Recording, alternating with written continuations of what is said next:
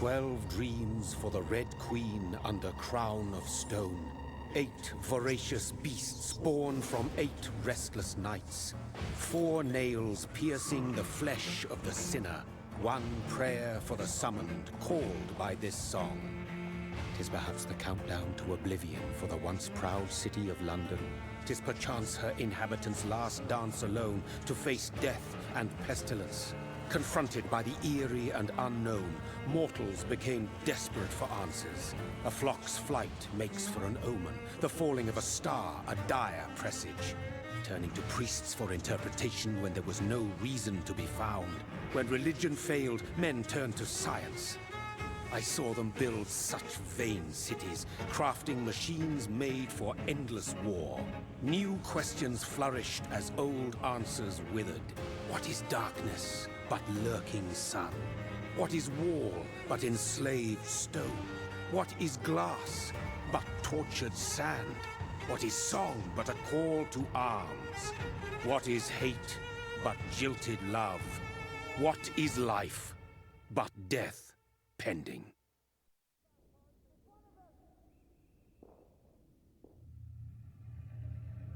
Death. Since the apple was plucked from the sacred tree, mortality was believed to be God's punishment, a righteous snare to keep mankind from ascending to the stars. They were all so wrong. Death is not a wicked thing, nor some holy retribution. A true punishment would be to never know its sweet kiss. Awaken from the harshness and be born once more.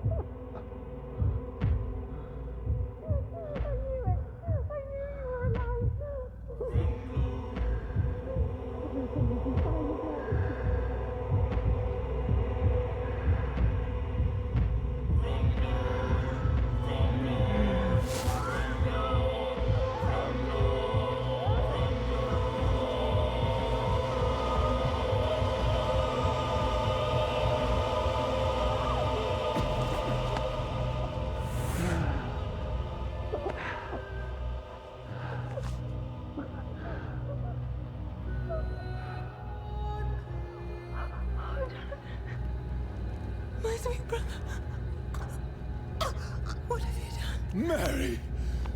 Oh, no. Mary!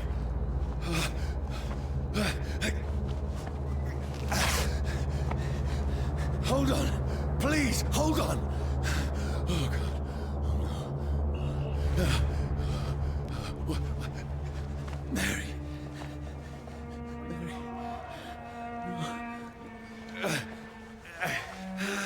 No. No.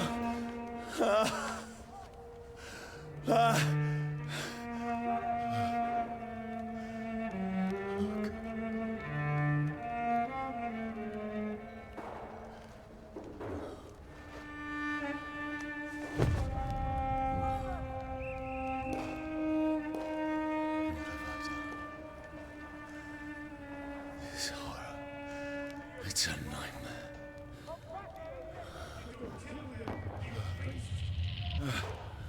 No! Please, a moment, let me explain!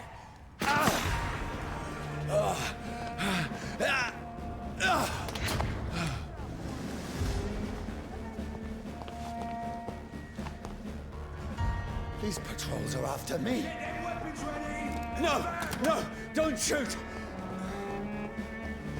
This is a nightmare. I need to get out of here.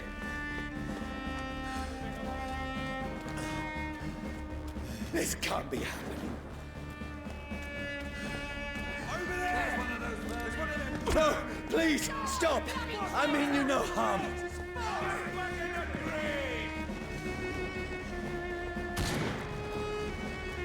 What's going on? Oh, Mary. What have I done? What's all this about? Shit, where'd it go? Now, I can defend myself. Kill that thing! Who are you? Stay back! Sorry, but you left me no choice.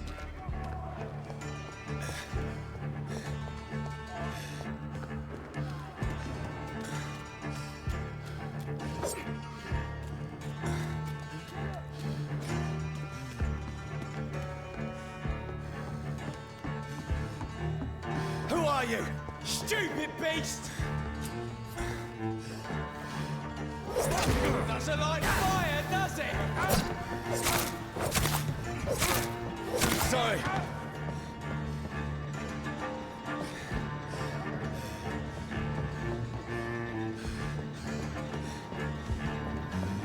Fancy clothes? No, please, stop!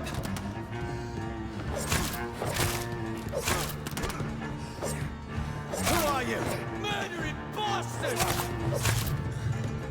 What do you want?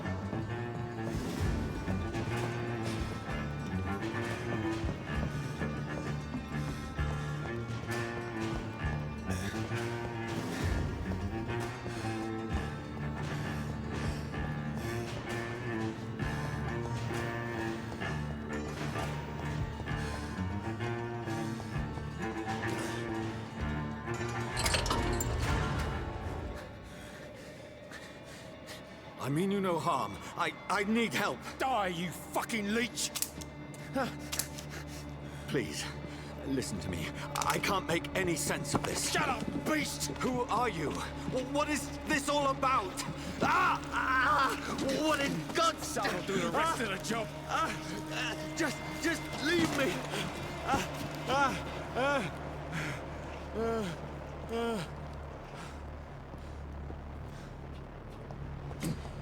The sun. It feels like it's burning me to the bone.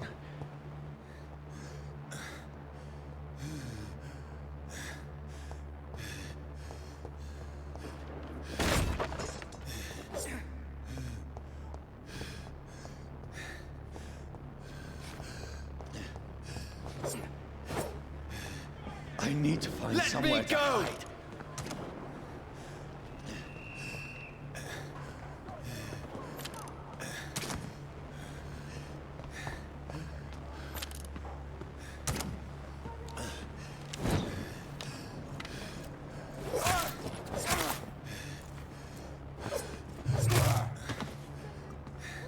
I need to find shelter.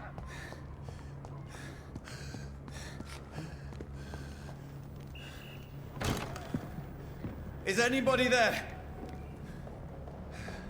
What is this place?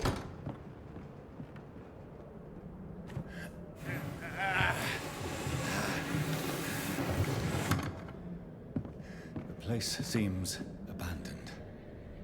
I should be safe enough here.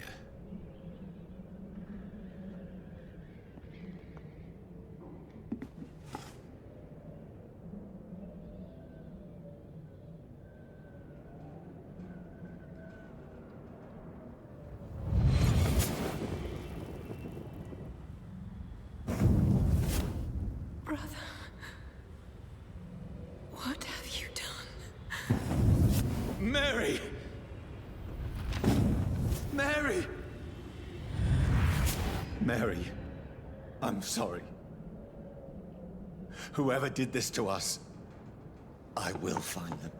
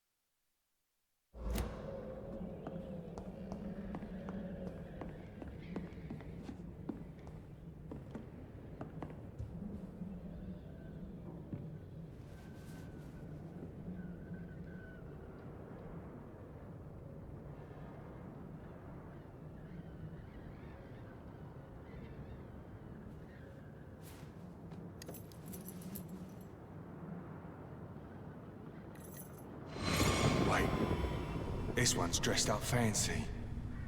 Let's run through his pockets. Picking the dead's pockets? Are you serious? I've still a rent to pay. He's got no more responsibilities. What's this? Gold watch.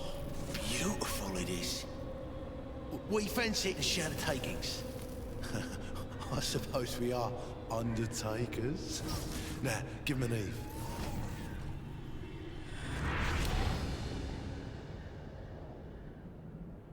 That's impossible.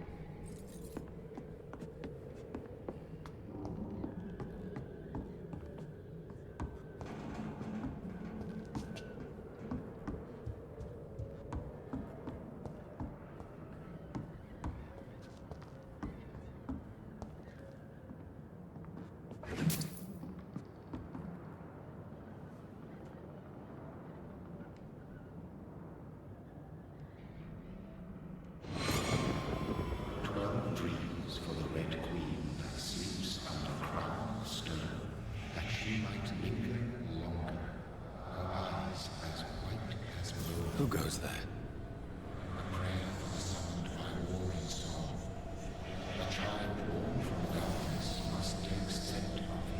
Who's there?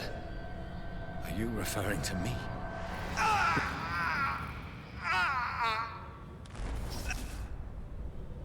No! No! I still have so much to accomplish.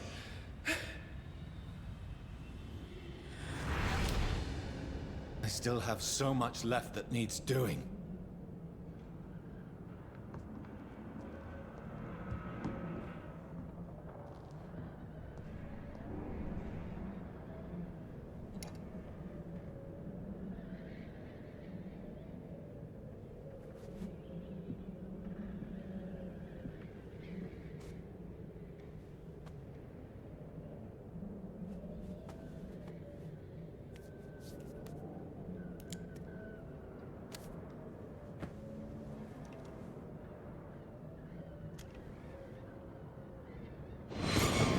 Johnny, this one's lost. We need to leave. And now! No!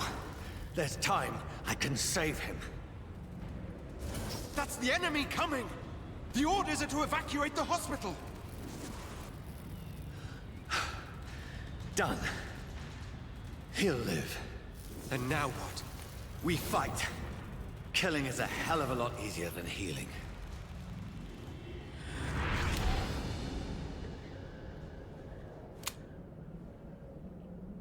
No, it never got easy.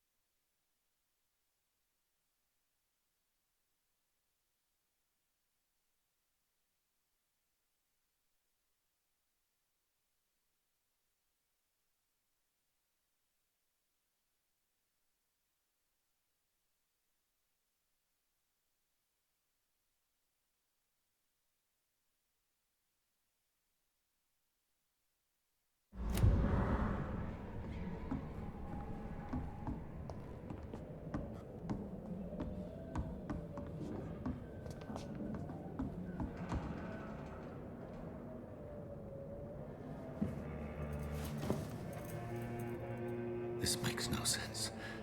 None of it. No sense at all.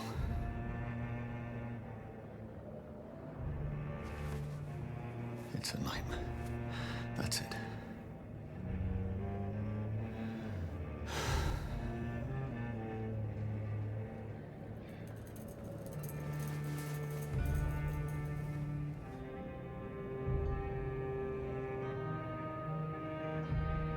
So be it.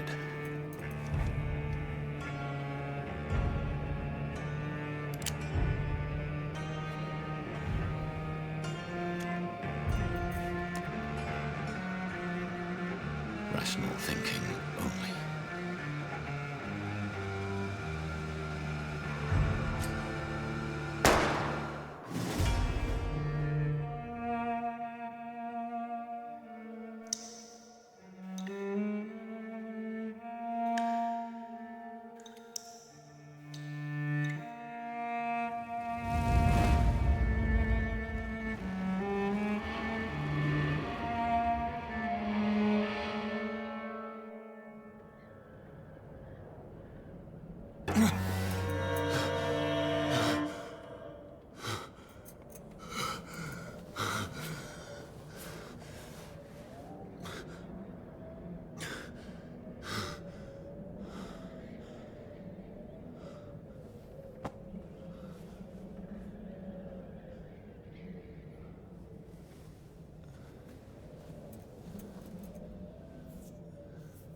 This is absolute madness.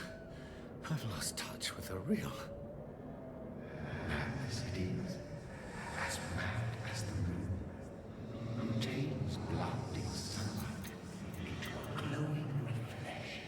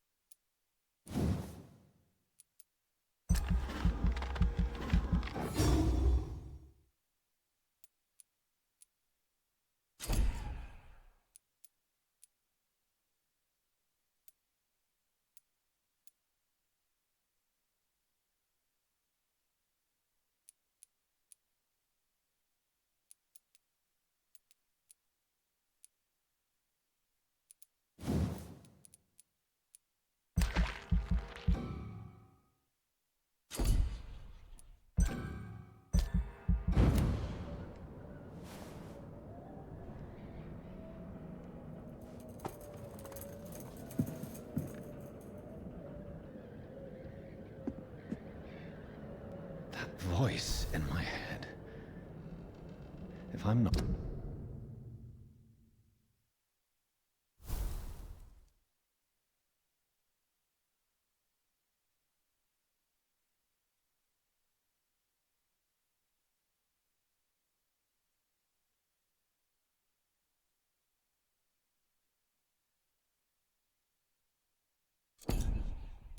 mad, then it must belong to the one who made me what I am. I must find him to understand what I have become.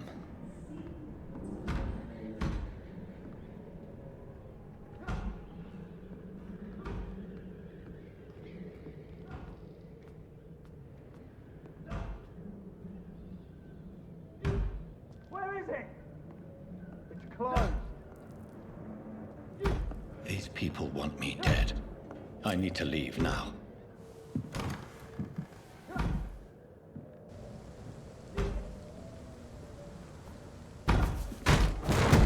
Here's the leech. Here!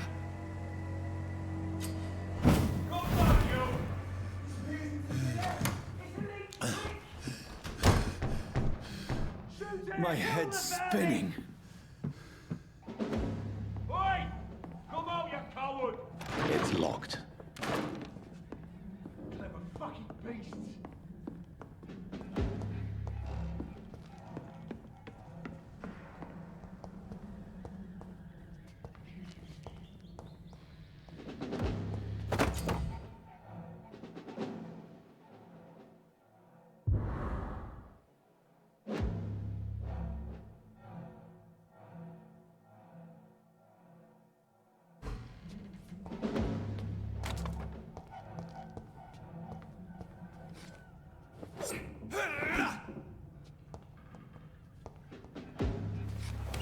I'm still in Southwark.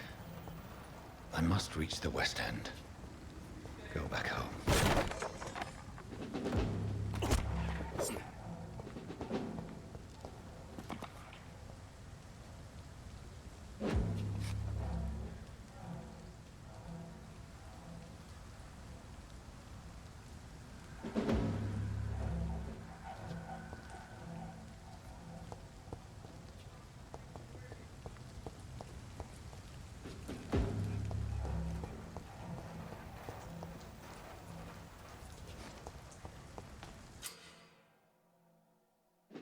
Die, vermin!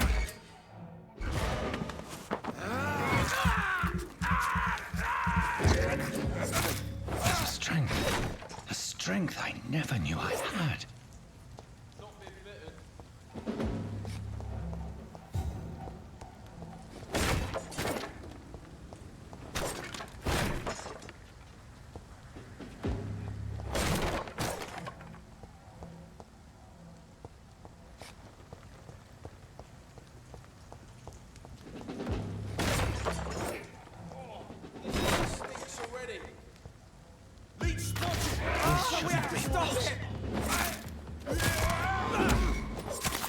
Every sinew, every fiber of my being is afire.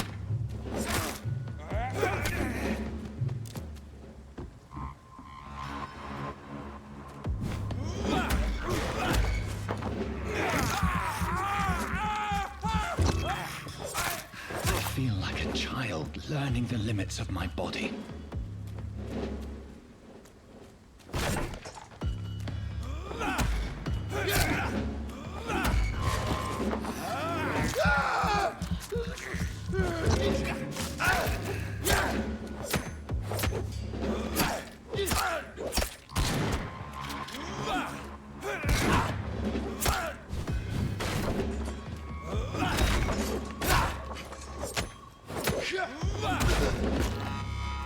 My strength, my reflexes. I'm not human anymore.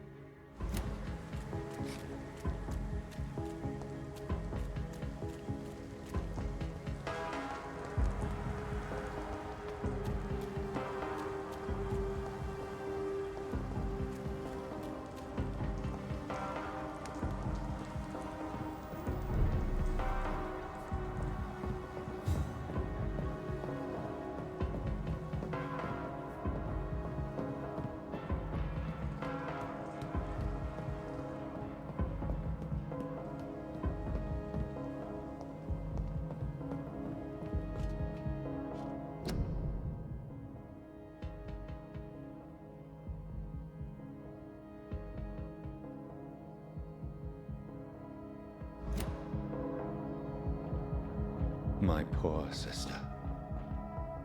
If only I had controlled my need for blood.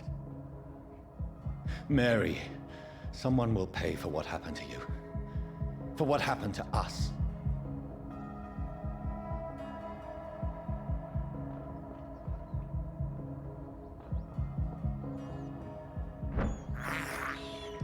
I have this thirst for blood.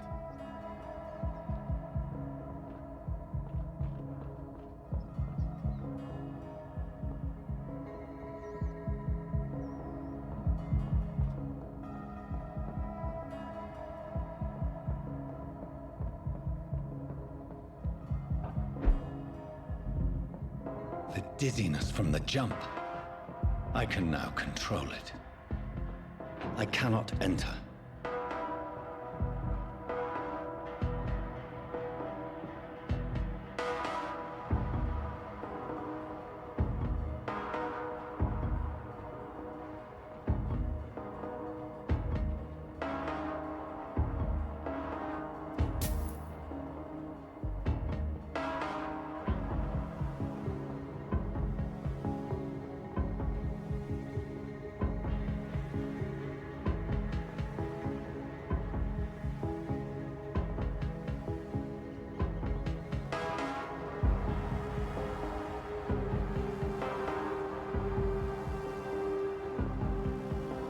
What will London have to say to me?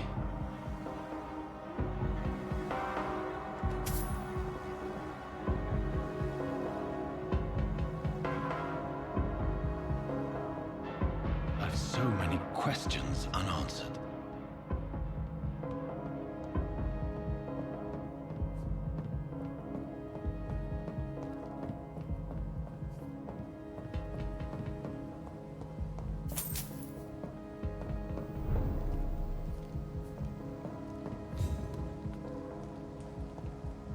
Another corpse.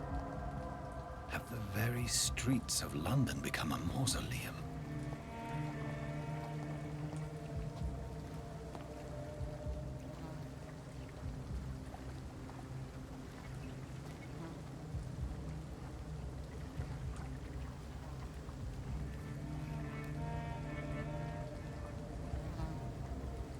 The man has been drained of all blood.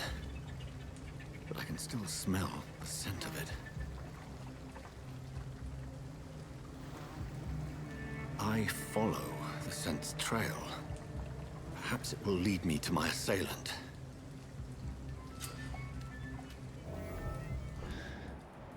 Fresh blood. The smell is so strong.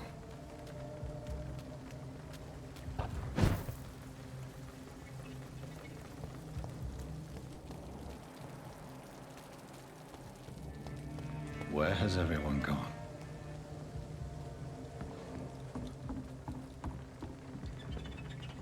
According to the blood patterns, that's where the victim was attacked. So that must be the killer's trail.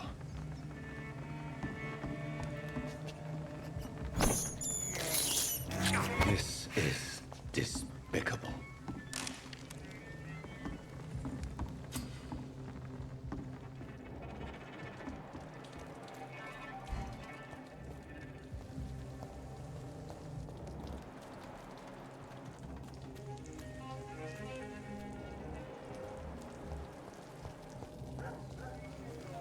At last, a little life. Not long ago, this mess would have given me a laugh.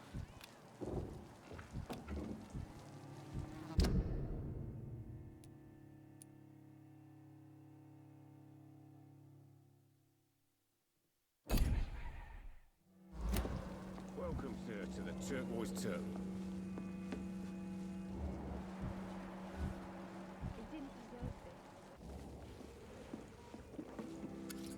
Good evening, sir. I wondered if I could ask for your help. Wow, you look like you need a drink. Yes. I apologize for my outfit. It's been a long night. Been there, seen that. Don't worry, things can only get worse.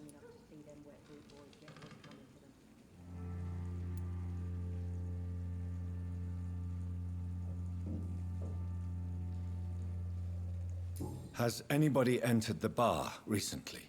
Can't say. Sorry. I spent the night making love to that gorgeous bottle, see? This is important, sir. Are you sure no one has come in here in the last few hours? I don't know and I don't care. This is a free country. People still have the right to come and go, don't they? What's going on around here? It's like everybody is hiding. You must be new here. Have you not heard about the murders? Everybody fears the return of the sewer dog.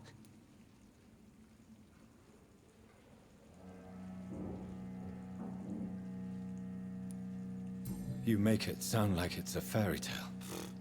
People will always believe in monsters. It's easier than accepting their own darkness. We can all be monsters.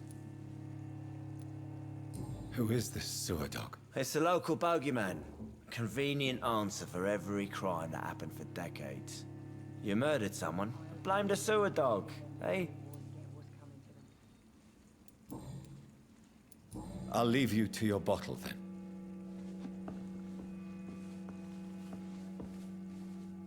My God, sir, you look like Jonah's whale just spat you out of hell. Can I get you a drink? No, thank you.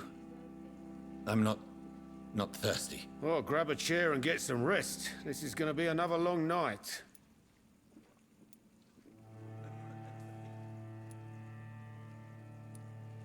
Why is it going to be a long night? You must be new around here. Don't you know about the murders?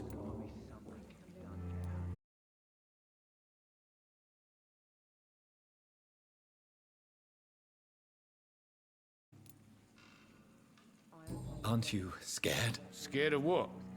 All the bad shit happens out on the foggy streets. And I never go outside. So you're open all night? Yep. Figured people might need a place to rest in these dark times. I'm looking for someone who might have passed through here recently. Wondered if you might help. It's been quiet tonight. The only other person I've seen went straight up to his room. Thought it was kind of rude, actually. You mean he's still here? Well, yeah. He paid for the entire week. How long has he been here? He rented the room a few days ago and didn't say when he'd leave. Who is this man? What does he look like? Well, like a gentleman, I guess. Well-dressed, quite polite. A professor or something fancy like that. Always writing, reading notes.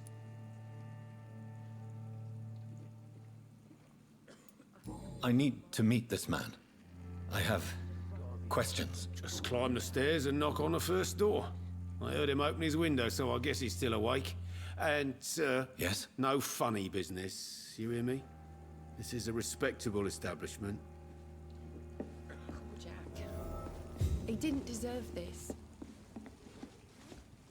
Hello, sir. Are you all right? Is there any way I can help you? I don't know. Maybe you could just talk to me. Maybe you prefer to speak with Tom, then. He's more agreeable talking to strangers. What's going on around here? Where is everyone? Too many dead, sir. First the epidemic, and now all these terrible murders. The murders. What can you say about them? Bodies found in the streets every morning. Drained of blood. It's just horrible. Some say the sewer dog is back. The sewer dog? What's that? No one knows. People have always disappeared around these parts. The ancients say it's the sewer dog coming out to feed. But now he's killing in the streets. What have you heard about the epidemic? There's a Spanish flu. Yeah. Killed so many last summer. Thought we'd seen the last of it. Dozens dying every week. Are the authorities doing anything? Nothing. There are so many quarantine zones in London now. It's gotten really hard to travel across town. What is this place? This is Tom's bar, the Turquoise Turtle. I'm the barmaid here, Sabrina, if you want to know. You don't seem to have much business. Where is everybody? Well, most people are sleeping right now. And those that are awake tend to avoid going out. What with the murders and all. Are you always open this late at night? No, it's only since the epidemic started.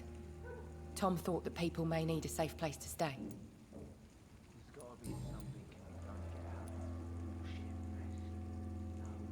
I just want to talk. I didn't mean to scare you. I'm not afraid, sir.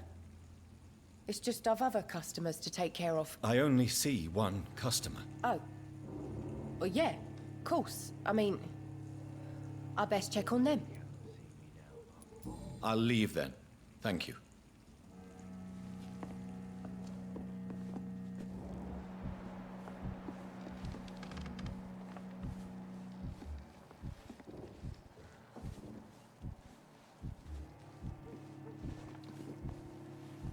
There's gotta be something can be done to get out of this bullshit mess.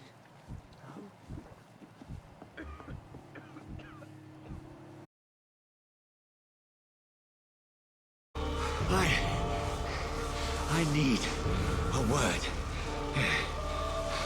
With anyone.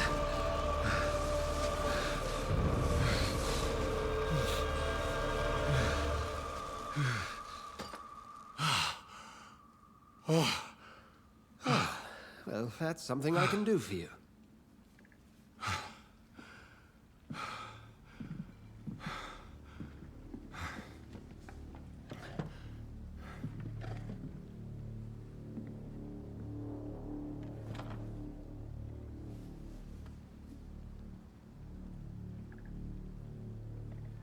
And who might you be?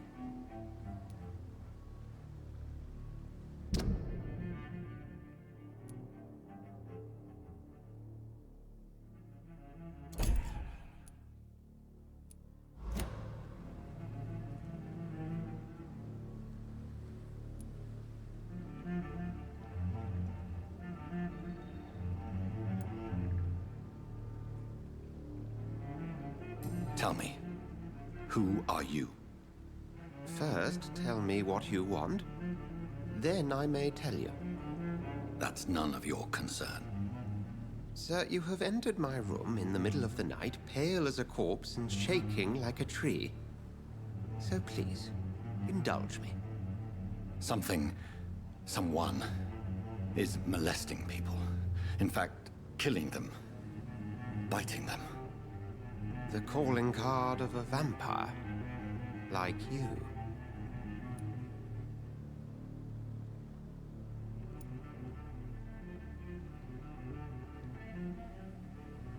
You seem the expert. How would that be? I have my secrets, as you have yours. Then if you are not a vampire, who or what are you? Dr. Edgar Swansea of the Brotherhood of St. Paul. I'm performing an independent investigation here in an attempt to understand precisely what is going on.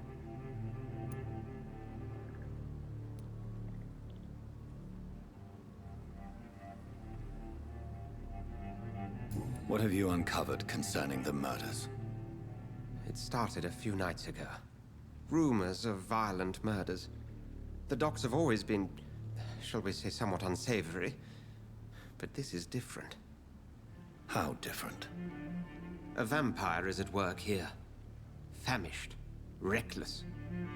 It must be brought to ground, and quickly.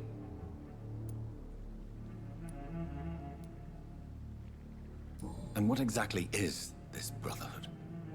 Sir, if the name is not familiar to you, then we shall discuss it another time. I heard another voice, that of a woman. Who were you talking to? Ridiculous. I've no idea what you're talking about. Something tells me not to trust you. Then the feeling is mutual. Then help me find the culprit. I may. If you'll first tell me why you opened this door. I followed a trail. The scent of blood from a recent victim. It led me here. You thought I was your aggressor. That explains a great deal. We're both chasing the same shadow.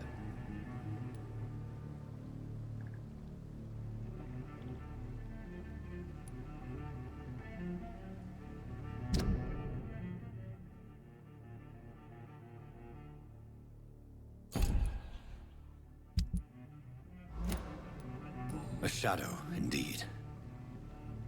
Yet I heard his voice in my head. There was a moment I believed I was mad. You should let me handle this affair. You've no idea what you're up against. No. I will find the monster. He is mine. How will you do any better than I? But then let me ask you this. What are your intentions if you find the killer?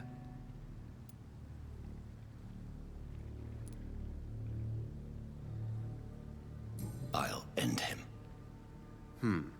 Then I can only wish you good hunting. And pray we shall meet again.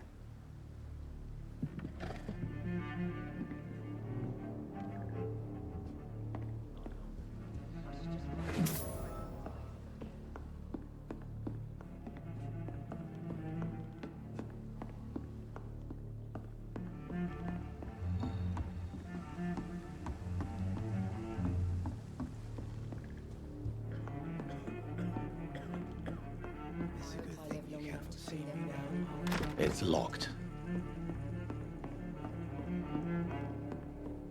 If Swansea is not my attacker, it means somebody else came here tonight. Someone must know something.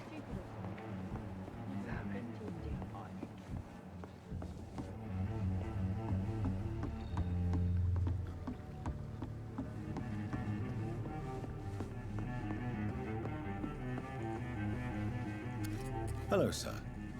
May I disturb you again? And you're still ugly as sin. I'll leave you to your bottle, then.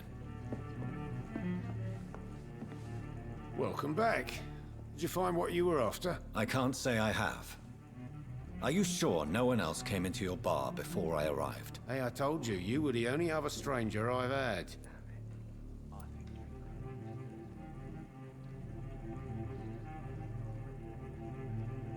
I think you're hiding something from me. I hide many things from many people, sir. That's what my job's about.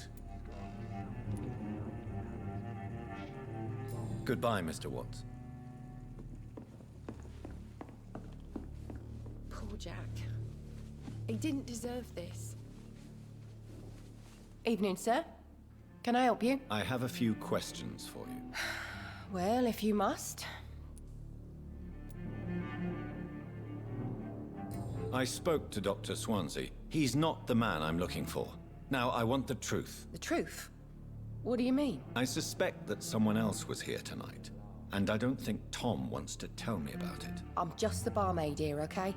If Tom says you're the only visitor we had, then you're the only visitor we had. I can feel your fear, madam. Please, tell me what's going on. It's Will. William Bishop.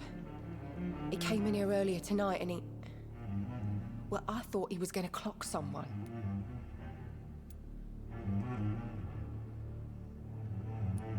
Why are you so afraid? I mean, his skin. His hands. I scrubbed every glass and every chair that he touched. God, I hope it's not contagious. What happened tonight? He was dead drunk, as usual. But my God, his eyes. His face. He must have caught something awful. He shouted and cried. It was terrible. Tell me about this William Bishop. Will was a sailor who worked at the canning factory before he lost that job. A nice bloke, really. He's never been violent. Until tonight. Why keep it a secret? Why not tell me about it? Tom's nothing if not loyal. After Will lost his job, he offered him one ear. They used to be good mates. But recently, well... Will started to get very aggressive. I see. Thank you for your candor. I'll be sure to talk to Tom.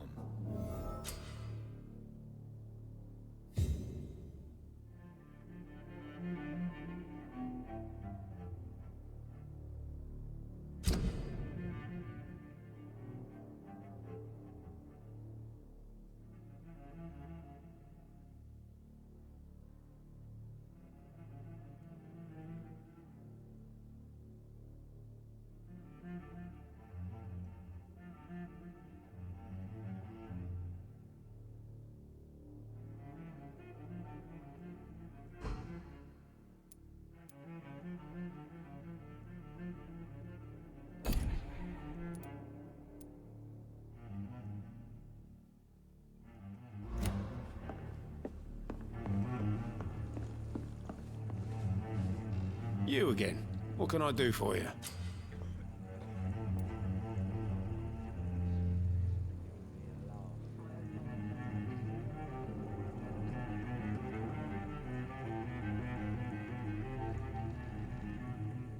Tom, talk to me about the visit from your old friend, William. Yes, Will came by tonight, but he's not my friend anymore.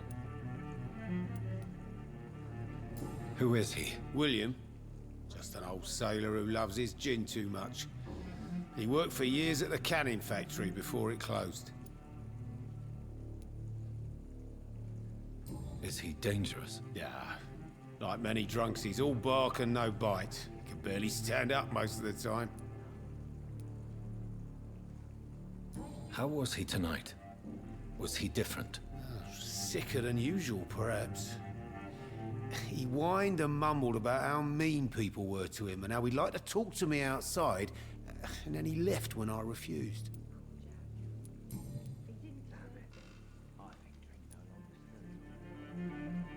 Why lie to me if he is not your friend? I didn't lie. I said you were my only unannounced customer, and that's the truth. I need to find him. It's a matter of urgency. Do you know where he is? You could try his boat. It's up by the North Pier. He sleeps there when he's too drunk to get home. Please describe him to me. What'd you expect? He's a tall, sick bastard with a bad rash and torn old clothes. William used to be strong. Now he's a mess. Thank you, Tom. If you see him, tell him I don't want him back here unless he cleans up his act, okay?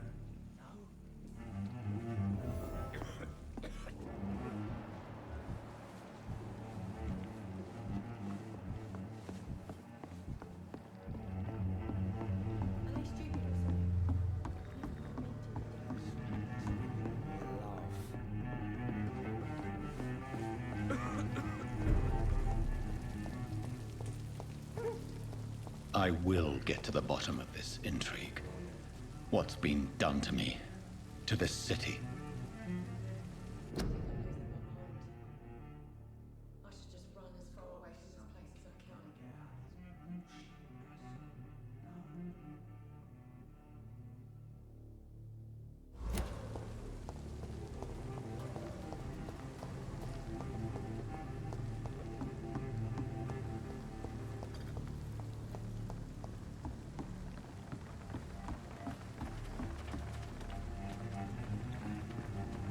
The body is still warm.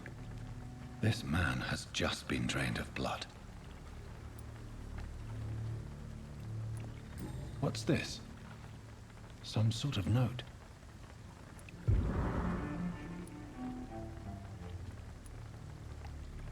Blood and empty gin bottles.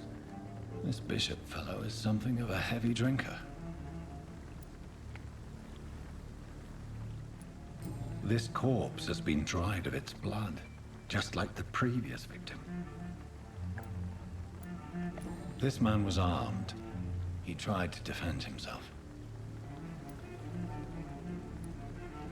There are blood splats on the other side of the canal. I must reach that barge.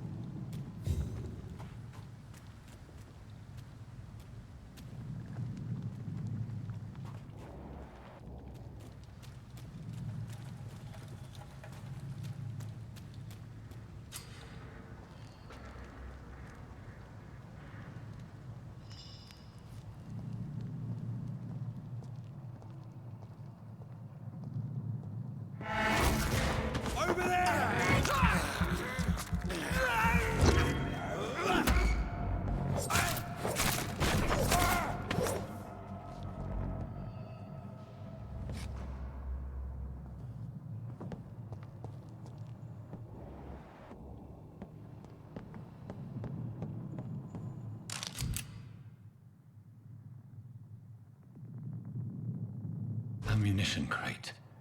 Good. I may need a lot of bullets. I feel like I'm back on the front line again.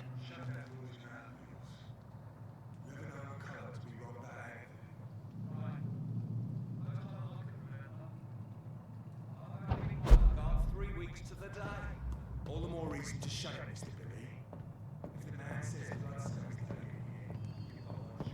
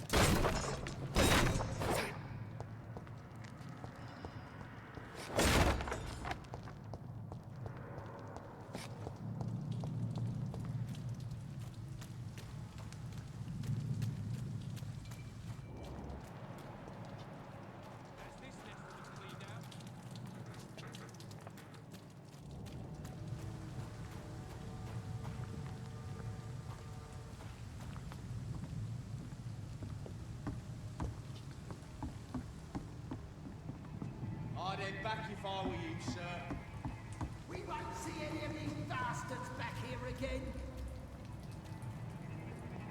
Did you hear me?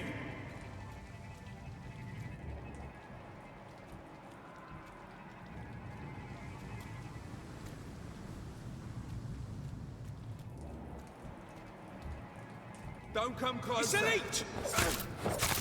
Give me them thirsty clothes! This one's a tough!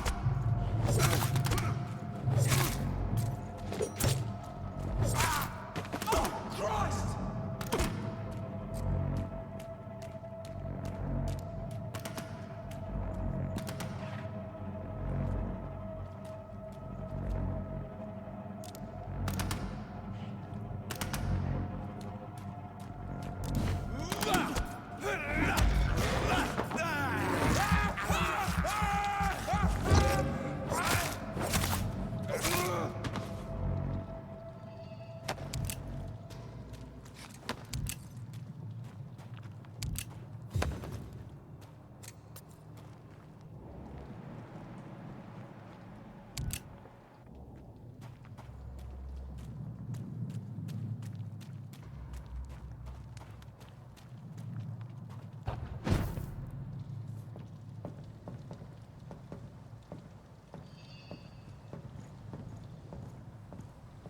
Over there!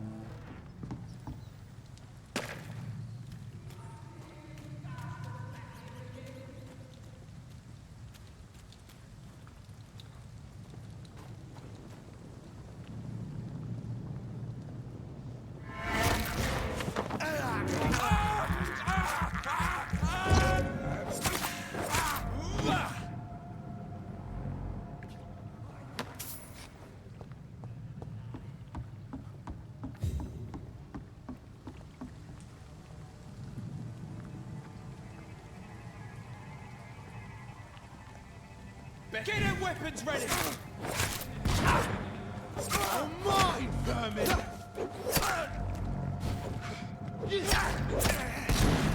Over there! There's one. You leeches need killing!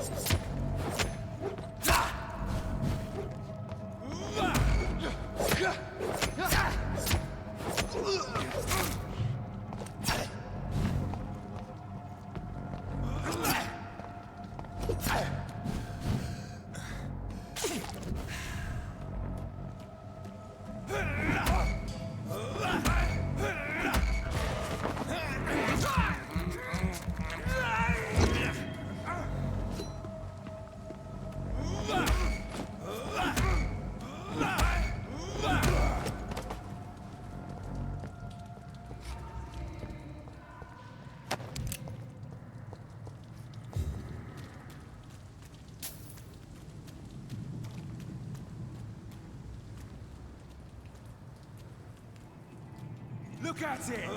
Vicious fucker! No! Hold on! Fuck his boss! It's on him! It's on him! Bloody leech!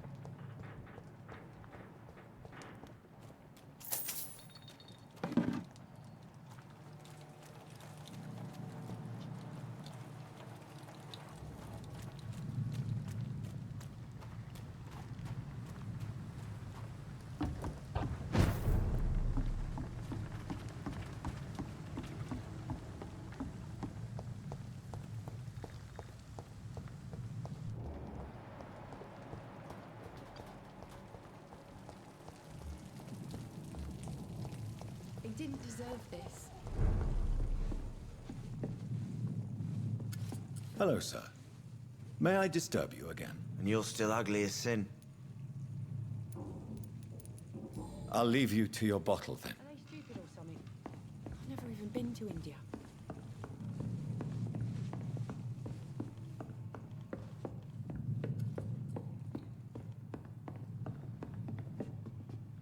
Please, leave me alone.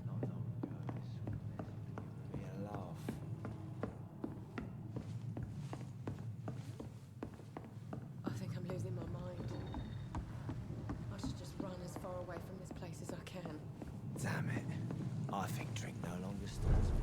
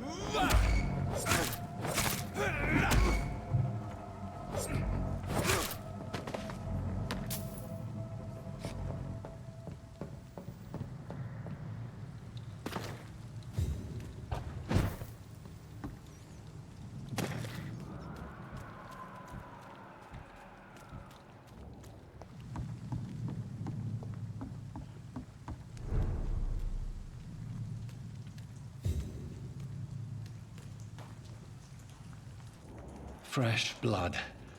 The whole building reeks of it. The scent is so strong it makes me dizzy.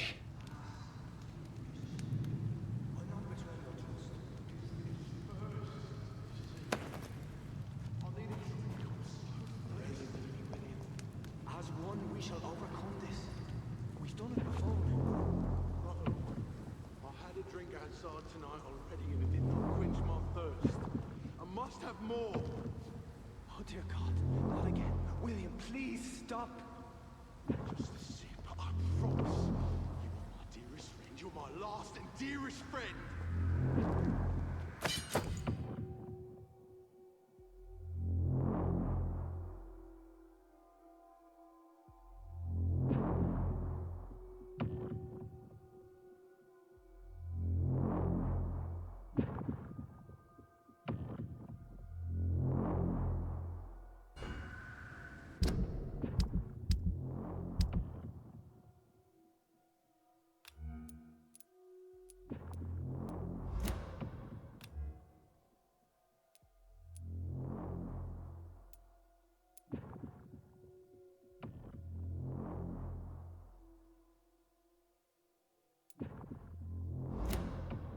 William, my arm. I can't feel it. This place reeks of bloodshed. Please, let go of me.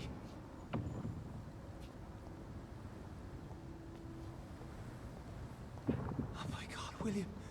I can't stand This it anymore. creature is bedeviled. I must put it down.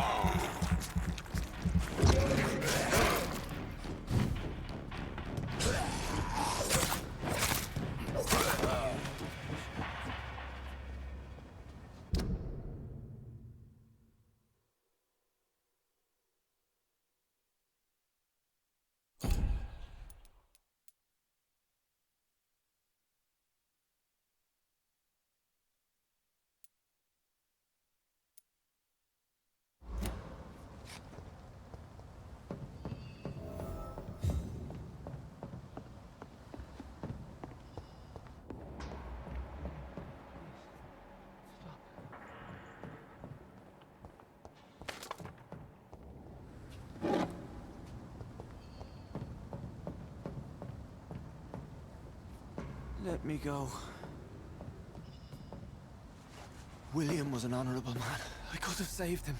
Mr. Hampton, are you in there? I knew him well, another lost soul, a kindred spirit. Sir, listen to the sound of my voice. I'm a doctor. You're suffering from shock. I must return to my flock. They'll stray without me.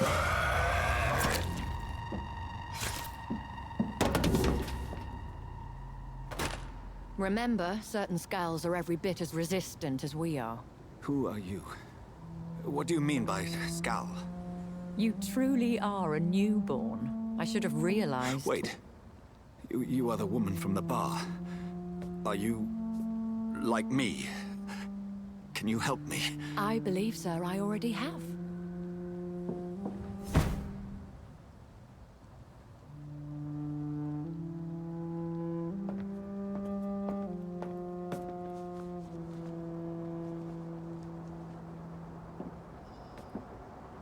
By George and the Saints, you've solved the mystery of these terrible murders. Patience, good fellows, I've come to offer help. Just give me a moment to secure my boat. We can leave this awful place. William was not the evil man they claimed. He was just taken by the thirst. He needed his drink. This man requires medical attention. We'll see he gets to the nearest hospital. No, please, I must tend to my fold. My flock needs me. There, sir. Go with the good Dr. Swansea. He's resourceful, and I'm sure he'll take good care of you. You'd best come as well. The sun is soon to rise, and you'll need a place to rest. I just need a moment. If I can learn something about what has happened to William, I'll be a step closer to understanding what happened to me.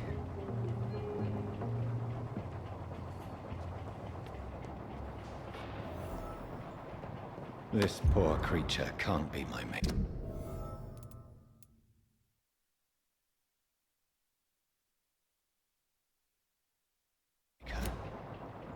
Could it be some subspecies of vampire? I must find a place to analyze the blood.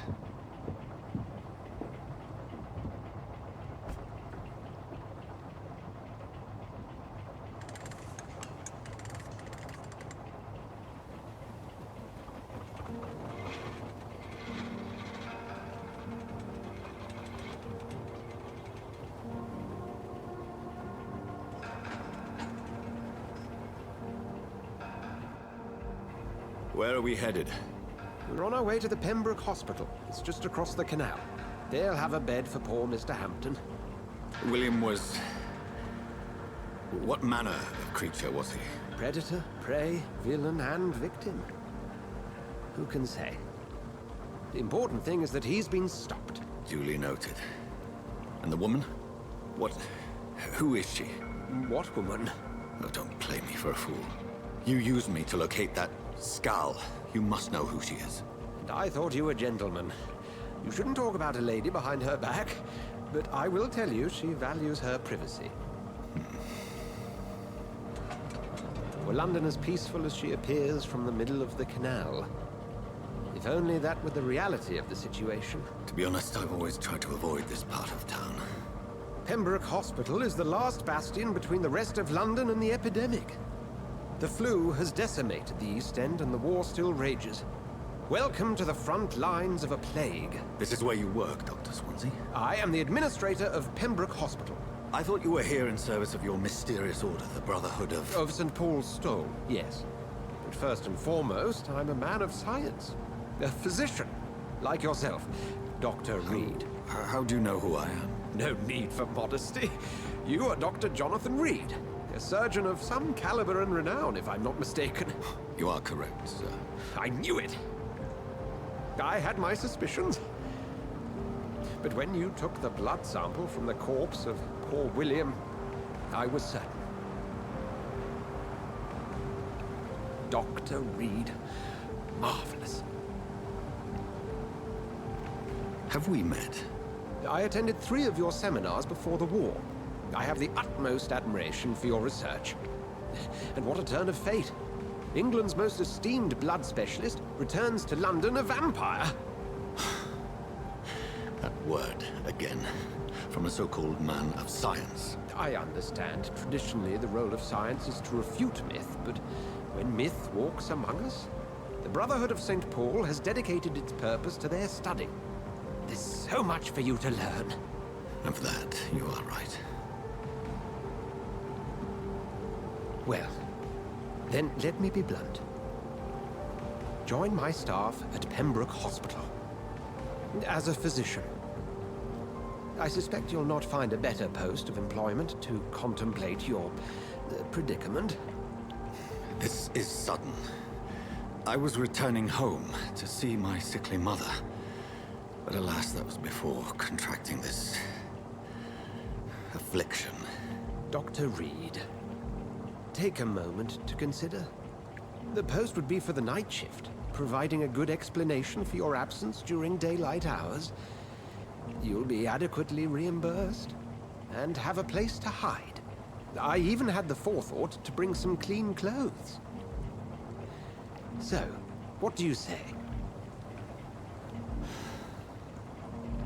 It seems I have little choice, but yours is a generous offer, so I thank you. Brilliant! Oh, Jonathan, This is one for the book, and the beginning of a beautiful friendship.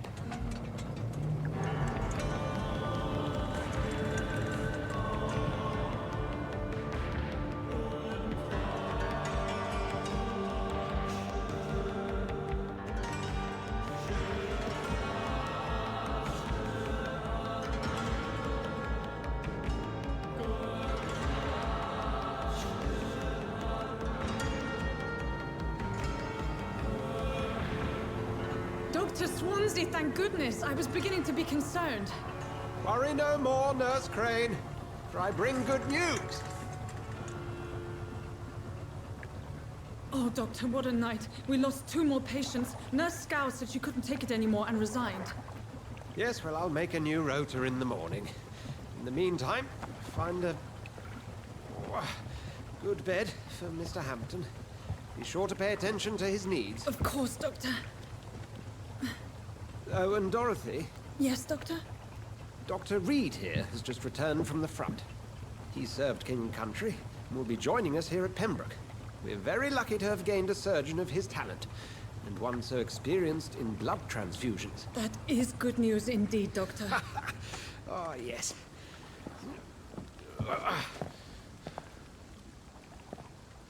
Here at Pembroke, it's not what we have, but what we haven't. It's only thanks to Nurse Crane and the staff that our ship doesn't sink. If you have any questions, just ask her. Duly noted. Thank you. Your assistance is required, Dr. Swansea, immediately. Welcome aboard, Jonathan. We'll catch up after my rounds. Coming, Nurse Crane. I'm coming.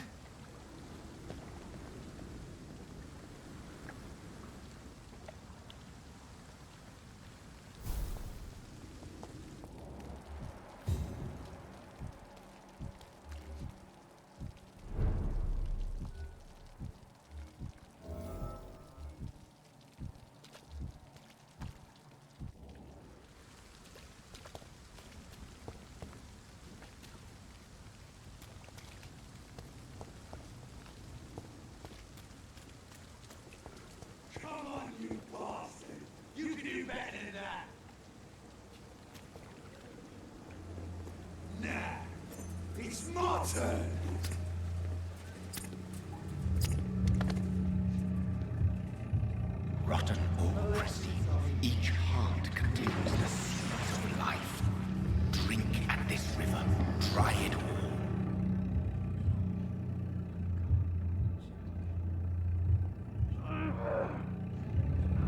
Master, give me a good hope.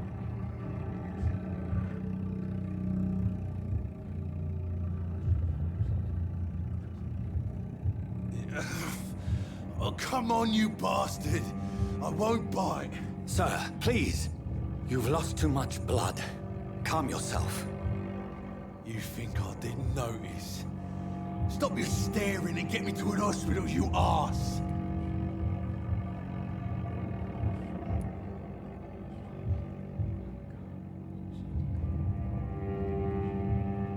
I've a mind to let you bleed out. Good luck then, sir. All right, sorry. I am in pain here. My guts are spilling out onto the street and you're yabbering on. Yes. That's a very nasty wound you've got there. Take my word, I am a doctor. Dr. Jonathan Reid. Name's Clay Cox. I'd appreciate you helping me to a better place, Doc. Follow me, Mr. Cox. Let me assist you to that better place.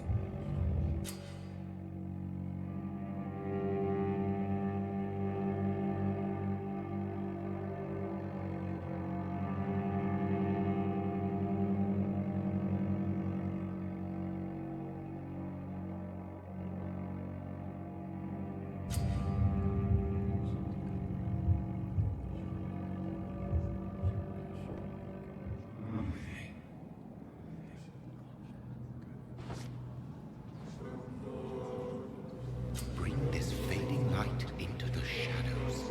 Dance with him the dance of life and death.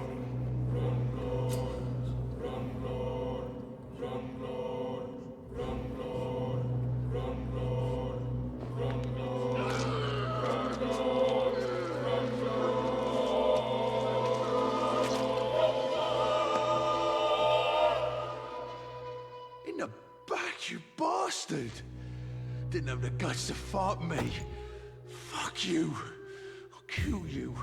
I'll kill you.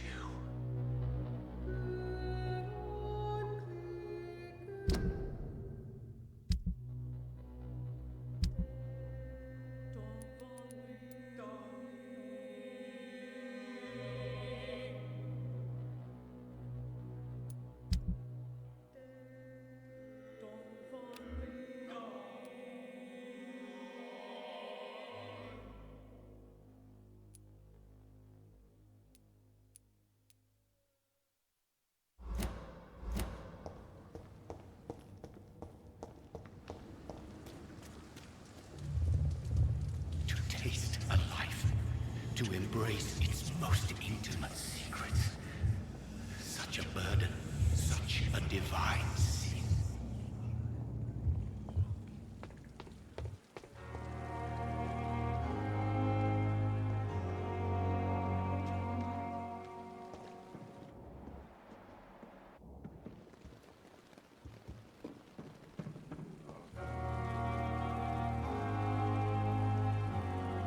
Hurry now, Doctor. It's freezing here.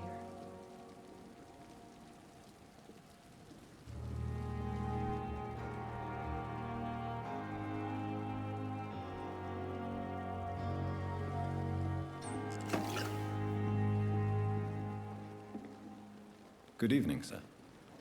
So it is true. The famous Dr. Reid has joined us. I can't think of any better news during these terrible times. Do we know each other? Actually, yes. We met once before, at the Rockefeller University in New York. Dr. Tippett's, yes, I remember. I was assisting Professor Carell in his research about coronary bypasses. He had nothing but praise for you. He was also very confident about your future. And look at you now. Eminent surgeon and blood transfusion specialist.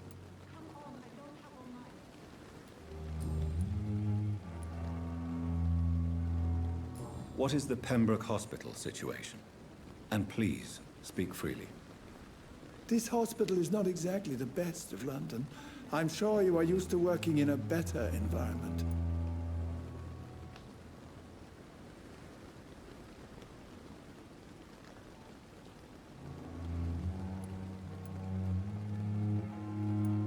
It's more than enough. In any case, the personnel of a hospital are much more important to me than the building. Don't be misled by appearances, Dr. Reid. This hospital does not lack talented people. It just lacks hope. What can you tell me about the staff in the hospital? Some are really good, and others are not so good. But during this troubled period, there is no time for slander. I prefer to focus on the positive character traits.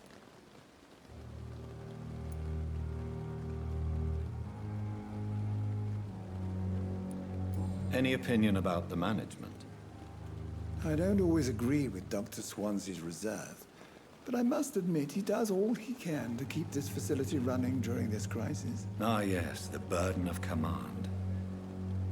I was fed up with this concept while serving as a medical officer. Don't get me wrong. Swansea's a good administrator. I just wish he would get out of his office now and again. Tell me more about cherished people, then. Nurse Brannigan is a pearl. She is the most helpful and dedicated nurse I've ever worked with. A clever and cheerful woman. You really seem to admire her skills. I'll get...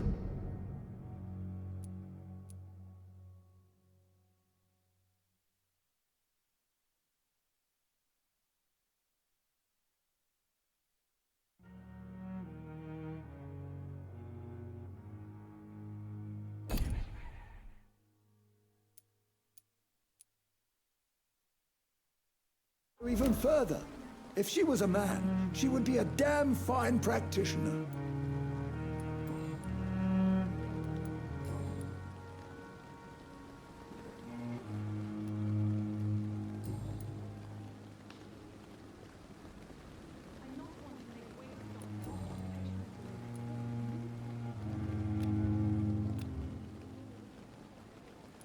Goodbye, Dr. Tippett.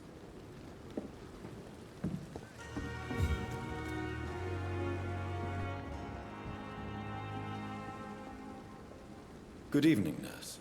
I'm Dr. Jonathan Rid, the new surgeon here at the Pembroke. Dr. Swansea has already told us about you, sir. I'm Nurse Gwyneth Brannigan. Welcome to the Pembroke Hospital. Did he really? It's a good thing I wasn't hoping to keep a low profile. All members of staff have already read about your new blood transfusion technique. Dr. Swansea made sure of that. I see. Well, I'm a little surprised, but I suppose I'll just have to deal with this unexpected notoriety. You must know, blood transfusions are Dr. Swansea's primary subject of research. He is convinced it is the future.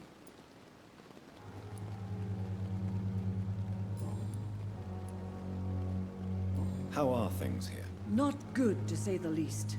We're struggling against an invisible enemy, more lethal than any bullet from a gun. It's hard, Doctor. An invisible enemy? Quite a poetic term for a disease, especially from a nurse. Sorry, Doctor. These last few weeks have been exhausting. We could all do with a good night's sleep. Do you think this hospital can survive the epidemic? We are all volunteers here, and we're trying to hold fast, but how do we beat an invisible killer? Some nurses have already resigned. I'm not familiar with all the staff yet. Perhaps you could help me. Brilliant professionals, most of them. Dr. Swansea has a gift for recruiting talent. Most of them. Is there a problem I should know about, nurse? It would be inappropriate for me to speak ill of a colleague.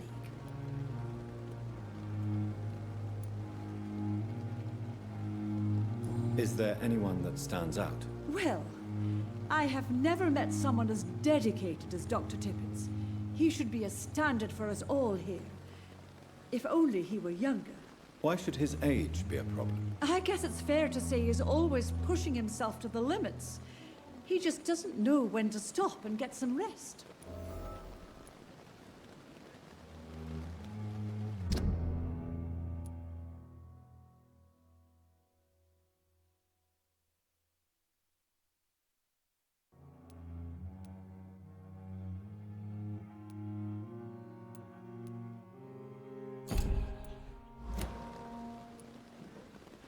Nurse Brannigan, if you do know something, please tell me.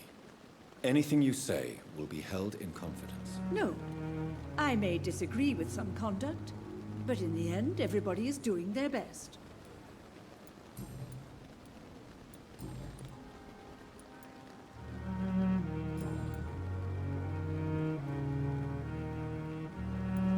Why does Dr. Tippett claim you're the main reason he keeps working, despite his fatigue? If it wasn't for him, I probably would have left the Pembroke years ago. Dr. Tippett does not think of you as just a nurse anymore, does he? If you're suggesting he's not taking my gender into consideration when it comes to medical practice and knowledge, I really hope he doesn't. Goodbye, nurse. Call me if you need assistance.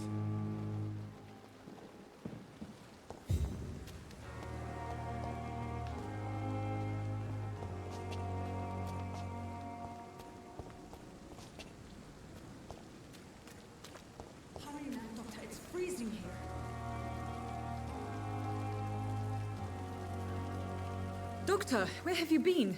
I've little time to play hide-and-seek with new staff members, no matter how illustrious they may be. I apologize, nurse. I needed some time to myself. This has been the longest and strangest night of my life. You delivered poor Mr. Hampton from a terrible fate. The means to that end should be of little concern, Doctor. Thank you, nurse. What can I do for you? Dr. Swansea insisted we provide you a quiet office. You'll find it on the second floor with your name on the door. Thank you. Nurse Crane, isn't it? Yes, Dorothy Crane. Welcome to Pembroke Hospital, Dr. Reed. Your office has been prepared. I would like to ask a few questions first.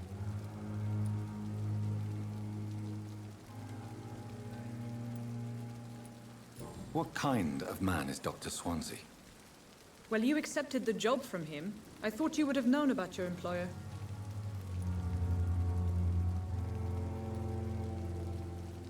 Apologies, I've only just met him the once. This is sudden. I've only just returned to England. Dr. Swansea is a brilliant surgeon and the most compassionate physician.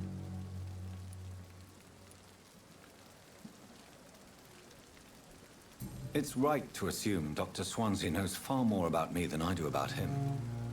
You'll get to know him soon enough, and better than me. The administrator has better things to do than mix with us. And Mr. Hampton, the patient we brought in, how does he fare? I gave him a sedative to help him sleep. Poor thing was in quite a state of shock. If you could point me in the direction of my room again, nurse. Second floor of the hospital, left after the stairs. It's the last vacant office at the end of the corridor. Thank you, Nurse Crane.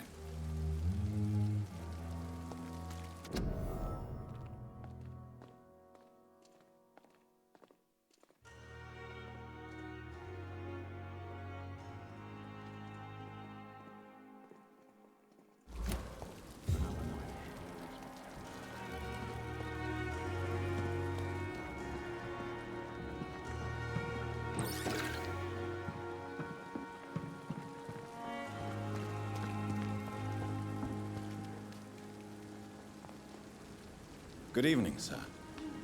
I'm Dr. Jonathan Reid. I'm new here. I've already heard about you, Dr. Reid. I'm Milton Hooks, the ambulance driver for this shithole of a hospital. That's quite a blunt introduction, Mr. Hooks. You can call me Milton. I like to speak my mind, Dr. Reid. Perk of the job. Don't judge me, and I won't judge you. I'm not sure I understand what you're talking about. Well, I'm no doctor, but I'm pretty sure a gun can't be used as a surgical instrument. You have a keen eye. I learned to shoot during the war, and have carried one ever since. Old habits die hard. No need to explain, Dr. Reid. And if you ever need a better gun, remember, I may have something for you.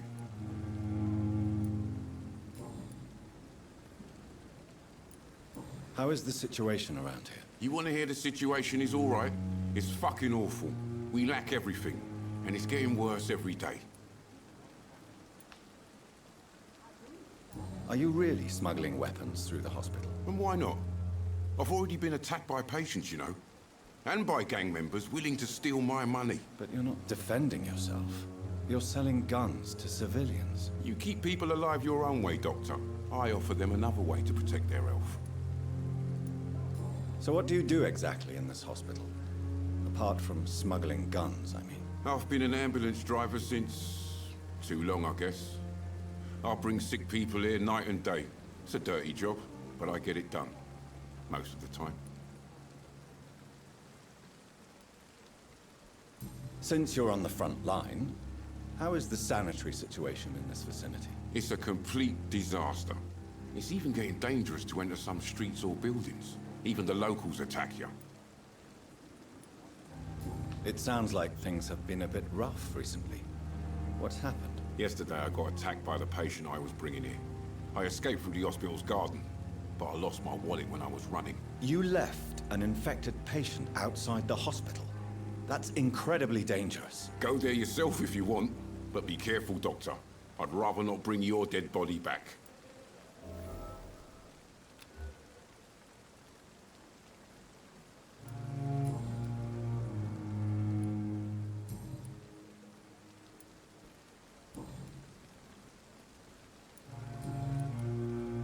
I'd like to see your goods. Wise choice, Dr. Reid. A reliable gun is what everybody needs these days.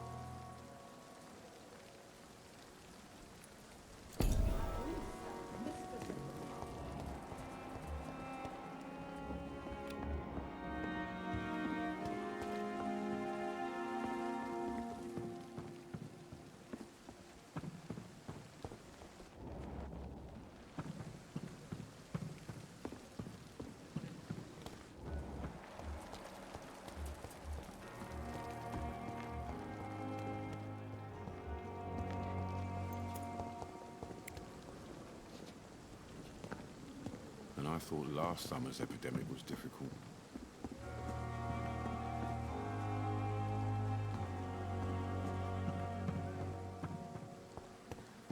Dr. Swansea is right. This place seems perfect to conduct my research. Damn. The pain. Good evening, miss. I'm Dr. Reid, the new surgeon at the Pembroke Hospital. And who are you? Your name has no meaning to me, mortal. You're nothing but dust blown by the winds of eternity. I beg your pardon? What are you begging for, mortal? My clemency? Well, tonight maybe I'm inclined to mercy. You'll never forget the night you met Thelma Howcroft. You keep calling me mortal. Why is that? And if I'm mortal, what are you? Well, Dr. Reid, if you must know, I'm a vampire. And why do you believe you're a vampire? I don't need to believe anything. It is what I am. It is what I feel within this hollow shell of flesh. Please, describe to me how you feel. What is it like to be a vampire? I can hear my body crumble from the inside as my flesh cracks and fades. I sense the last pulse of postulant blood within my drying veins. I need new blood.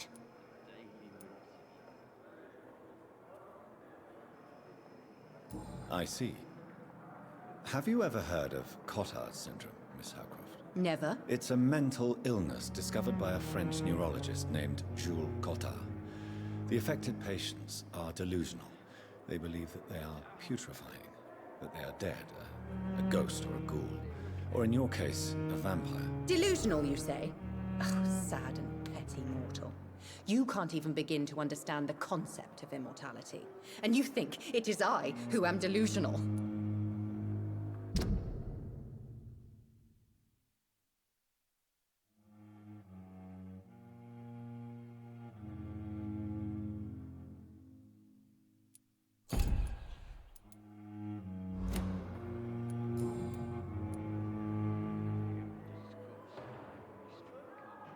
I'm assuming you must be a patient here.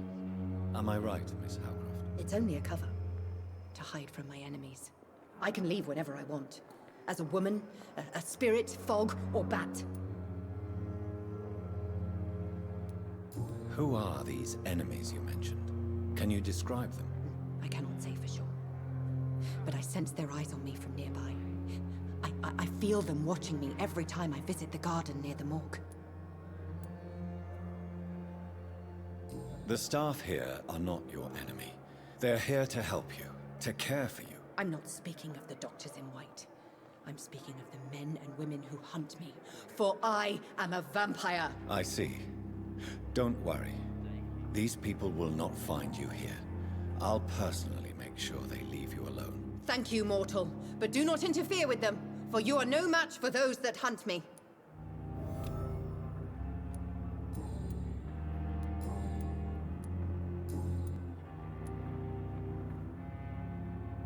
Who are you really, Miss Howcroft?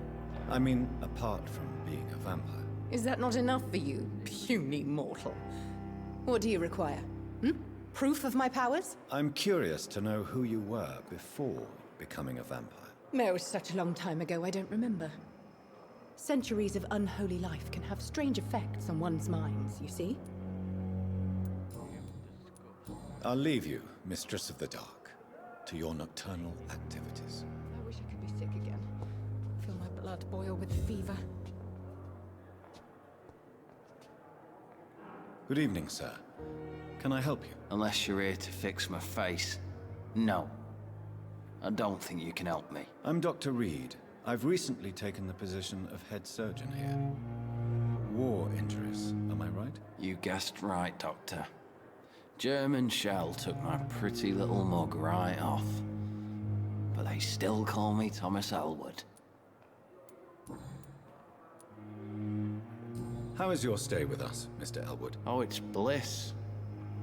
I just escaped death in the trenches to be surrounded again by the moans of the dying. Can I ask you precisely why you're a patient here? It's the pain, sir. The drugs don't work. It just hurts under the scars. You if you get my drift. Can I do anything for your pain? Nurses gave me a bunch of pills. No effect. Told you. It's like the flames are under my skin, burning away. Who is treating you? Is someone in particular looking after your case? Nobody since the old and tired doctor spoke to me. Started to think I was forgotten about. Wouldn't blame you. You don't seem worried by that. My face hurts so much more when I smile or cry. I've learned it's easier not to speak. But be assured I'm smiling inside.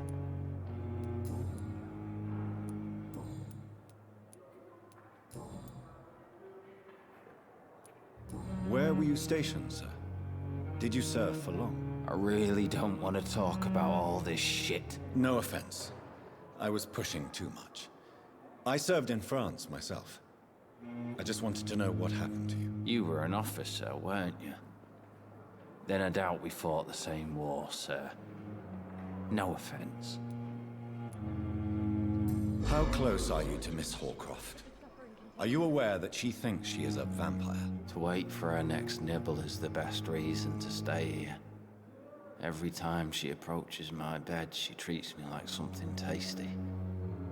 A normal person. Aren't you afraid? She may hurt you if the game goes too far. She's quite harmless, I can assure you.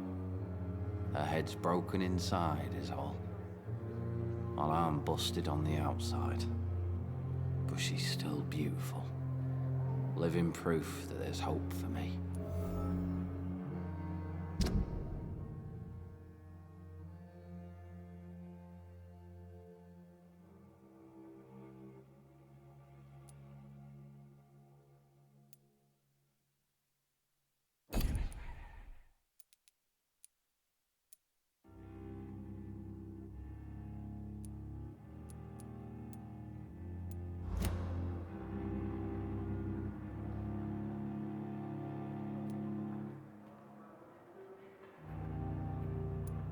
So do you let her bite you? You know that's not sanitary. And why not? She's only supping a few drops of my blood. And the pain, it's real for once. She could decide to bite less willing patients. Then it's another good reason for me to stay here, Doctor. You do realize she's mentally disturbed. It's called the Cotard syndrome. She truly believes she's a vampire. In her madness, she never refers to my scars. And frankly, if I could, I'd join her world. It seems much more fun than the real one.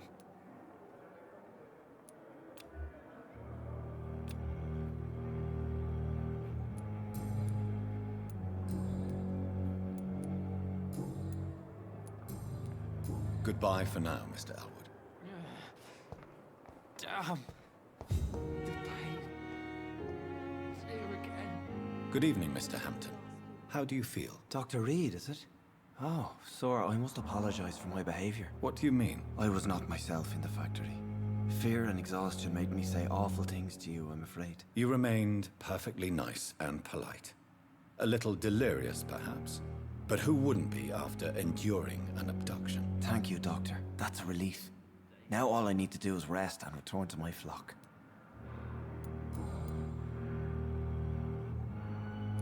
How did you end up in William Bishop's den? I had received alarming news about his recent behavior. I went to his place and he refused to let me go. Why did he abduct you? William was an alcoholic. His addiction suddenly changed to blood. I don't know why. Just like a patient I met here. This Miss Hallcroft.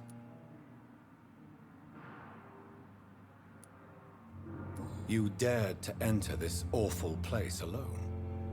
You're a hero, Mr. Hampton.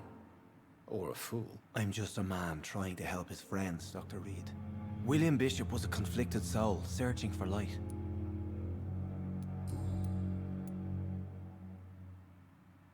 Do you know Tom Watts, the bartender from the Turtle? I met him before I found you in the canning factory. Tom? Yes, of course. Always the helping hand, good old Tom. Without men like him, corruption and despair would have wiped out the East End long ago. People are still in despair. How could it be otherwise? The authorities have left us all to rot in this contagious nightmare. No drugs, no advice, nothing. It's a damn shame. Who should I avoid in this part of town, then? Any particularly evil figures? Not really. Most men and women are just doing their best. And it's not my habit to speak ill of people I know, Doctor. What is the general situation in the East End docks? The situation has always been tough, with a lot of tensions between the gangs and the dockers' trade union. The wet boot boys are very nervous since they lost their leader. Who leads the gang now? Since Clay Cox went missing, it's his wife Edwina who runs the show, with the assistance of her minion, Booth Digby. Has the gang been threatening you? Ah, no. I've had this nickname for so long, you know, the sad saint of the East End. No one dares to bug a saint, not even criminals.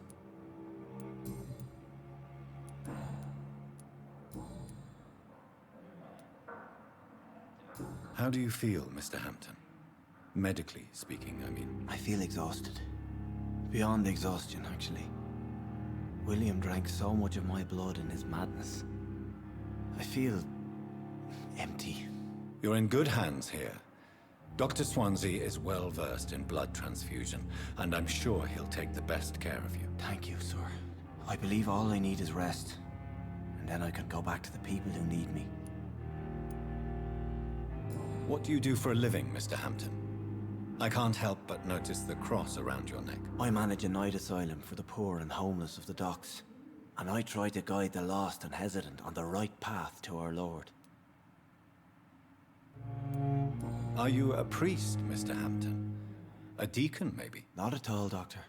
I'm just a man of faith willing to preach the good word. Why didn't you use your cross against William Bishop? To repel him somehow? That's a very strange question, Doctor.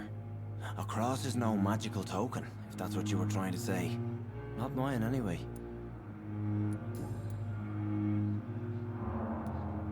Have you made friends since you arrived? Not really, but I recognize Miss Harriet Jones. I knew her when she lived by the docks. That poor woman had such a miserable life. You never came to see her here at Pembroke? Receiving visits when sick can be an important part of the healing process, you know. We're not just bodies. You're preaching to the converted now, Doctor.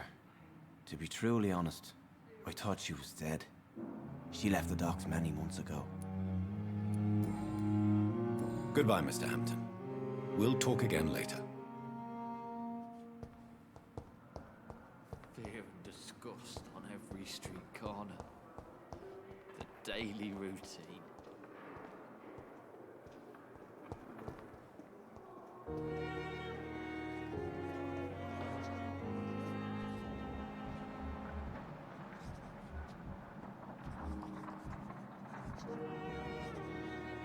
Good evening, nurse. Good evening, Doctor. I don't think we've been introduced yet. My name is Pippa Hawkins. And I'm Dr. Jonathan Rid. Dr. Swansea has recently offered me a position in this hospital. Well, it's a euphemism that your help will be appreciated, Doctor. How would you describe the situation at the Pembroke Hospital? It's serious. The flu is wreaking havoc amongst the staff and patients. We are running out of everything. You must get a hold of yourself, nurse. Sorry, I'm exhausted. No one has any idea when this epidemic will be over. Nurse Hawkins, the Spanish flu won't last forever. Even the Black Plague didn't kill everyone. I wish I could believe you. But what if this epidemic was worse? What if in the end, nobody was spared?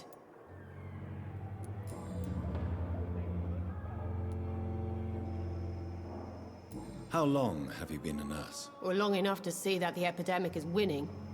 And no matter how qualified you are, don't tell me you'll change that.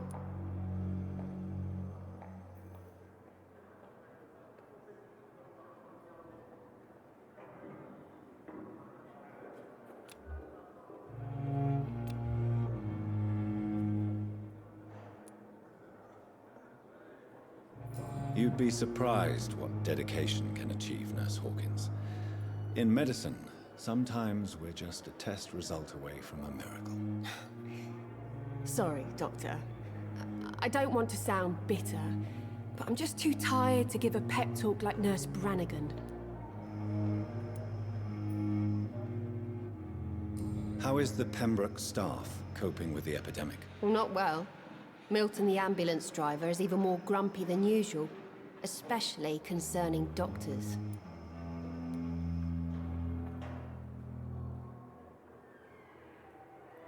Why is Milton grumpy on a daily basis? Is it just an act? Milton's not the kind of man who's bothered about a bad reputation, whether he deserved it or not. Why does Milton dislike doctors? I don't know. Just ask him. But be warned, Milton is not the chatty type.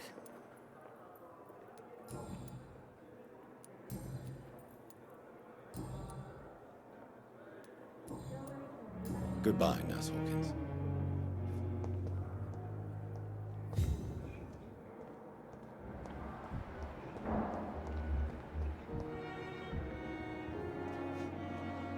Good evening, Doctor. I believe we're going to be working together. Dr. Reed. Dr. Swansea informed us of your arrival, but I could not dare to believe we'd have such good fortune. Such an honor, sir. Thank you. And you are? I am Thoreau Strickland, Dr. Thoreau Strickland. I'm a great admirer of your work, Dr. Reed. Please, could you tell me something about yourself? I'm a great admirer of your work concerning blood transfusion, Dr. Reed. I run my own experiments. I'm convinced it's the future. What made you choose to be a doctor? I'm not ashamed to admit you and your work have inspired me. I am honored to have the opportunity to work by your side. It's always a pleasure to share scientific and medical knowledge with someone eager to learn. I'll be glad to help you if I can. This epidemic may be the century's most terrible disaster, but I'm convinced that we, as doctors, are the only ones able to defeat it. I based my technique on my mentor's research. He helped me perfect my method. What is yours? I'd rather not talk about it. For now, it's just theories and first approach. My process is purely experimental and unsuccessful. As long as you're cautious and methodical.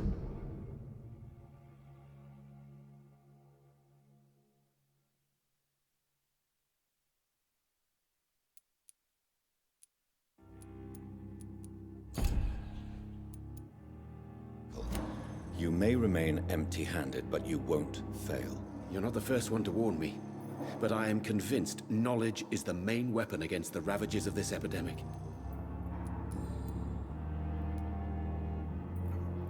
What can you tell me about the Pembroke? Well, it has always been an honor to work with Dr. Swansea. But with your arrival, I can't think of a better opportunity to learn about blood transfusion.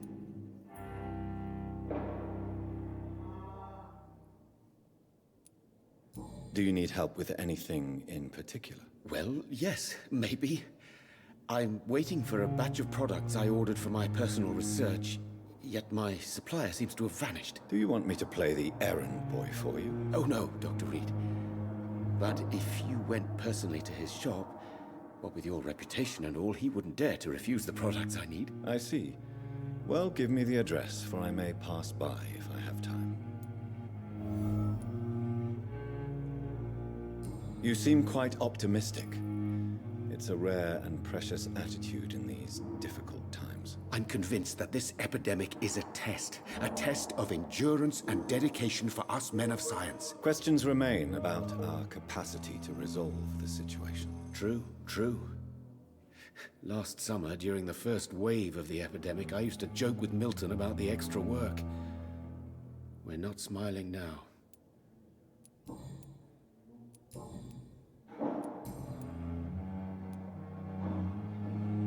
Tell me more about your willingness to experiment with new medical techniques. Harvey Fiddick is a patient suffering from a severe injury that could cripple him if not treated correctly. I'm convinced your blood transfusion technique could help him. What is it you really want? To save him? or to prove your point? Fair question. I want nothing but to save my patient, Dr. Reed. Especially since I know Mr. Fiddick's story.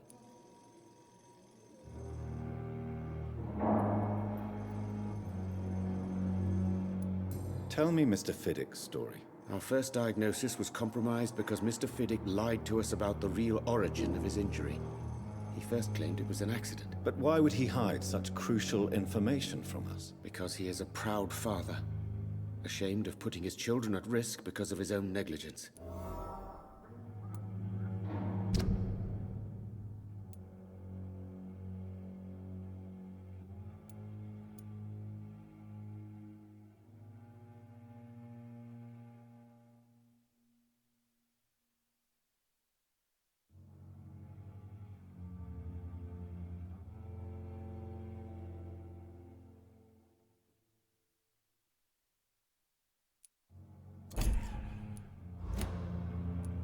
This personal involvement could also appear to be a lack of impartiality.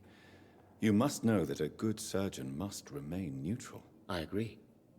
But that does not excuse Dr. Ackroyd's behavior, a man who did not even take time to converse with his patient. Do you think keeping his distance was a mistake? All I know is that I'm taking care of human beings, with desires, hopes, and fears. Not some biological machine comprised of blood, bones, and flesh.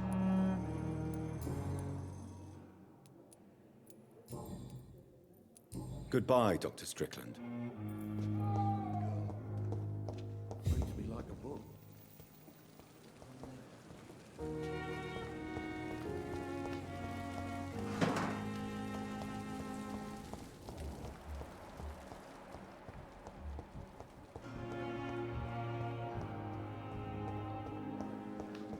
Thelma Howcroft said she was being watched by vampire hunters. Where are they hiding? I should investigate.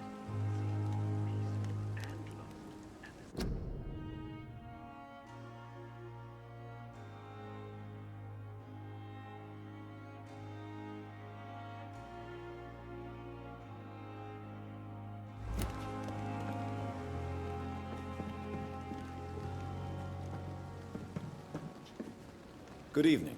I'm Dr. Reed. Always a pleasure to meet a colleague, sir. Especially when he was supposedly dead. A colleague? Are you a doctor too? Not anymore, sir. I used to be Dr. Rakesh Chadana. Now, I'm just Mr. Chadana, pawnbroker and humble guardian of this morgue. What do you mean, you used to be a doctor? Was your license revoked? No, sir. It is just that I like to be precise. I run a little pawn shop while taking care of the dead. But I used to be a real doctor.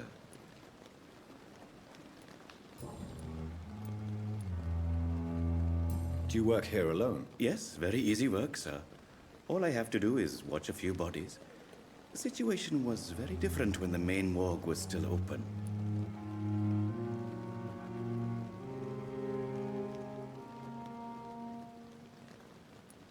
Why do you have to watch these bodies? Because these poor fellows have no names. We keep them in case someone comes looking for the missing. Sadly, very rarely happens. Why close the hospital's main morgue? It was for sanitary reasons after the beginning of the epidemic. Cadavers had to be moved to the nearest mass grave.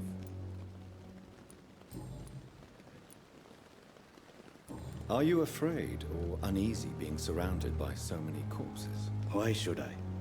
These bodies are empty vessels. Flesh left to decay. Poof. No soul anymore.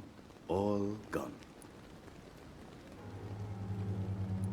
An interesting point of view. And quite an exotic one, too.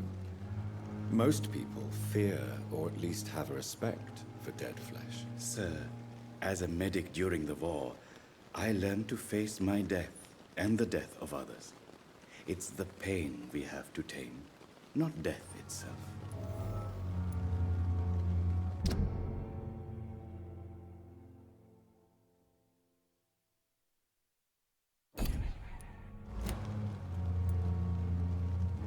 How did you get this job? After I left the army, I worked as an undertaker down by the docks. A dangerous place with many an unpleasant business there. Milton Hooks helped me get a job here. Have we met before? I don't think so, sir. Why? When we first talked, you said you were glad to meet me since I was reported dead. Funny story, sir. Your sister came here a few nights ago. You were missing, and she was looking for your body. She must be very relieved now.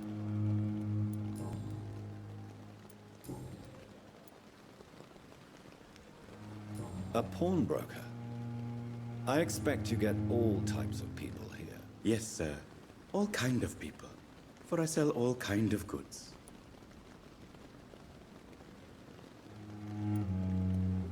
Who comes here to trade with you? It's very unhygienic, even unsafe. Diseases can spread. For the customers, for the hospital. I'm very cautious, sir. I've been a doctor, remember? And all my clients are good people. In fact, I think I only know good people. What kind of goods? With the quarantine, it's not always easy to buy things. So I trade, I exchange. Some people sell, some others buy. I like to help.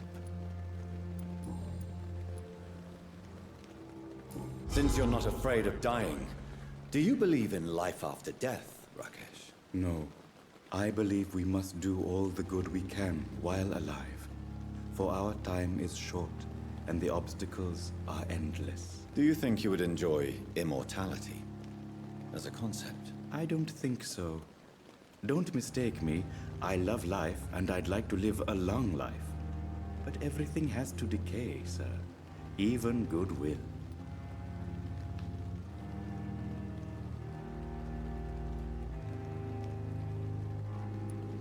So you're ready to die?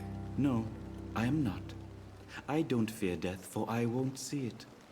What troubles me is the pain my death will inflict to those I know. You're a wise man, Mr. Chidana. No, Dr. Reed. I am a foolish man. But I like to think otherwise. Do you really believe goodwill cannot last? As I said, sir, everything decays. If I was to never die, goodness, I would be bored or worse. And I like to be helpful, sir. Quite depressing, wouldn't you say? Yes, but the good news is, we'll all die before losing our humanity, sir.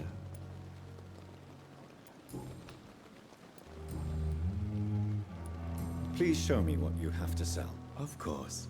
It's just trinkets and curios, really. But I'm sure they can be useful.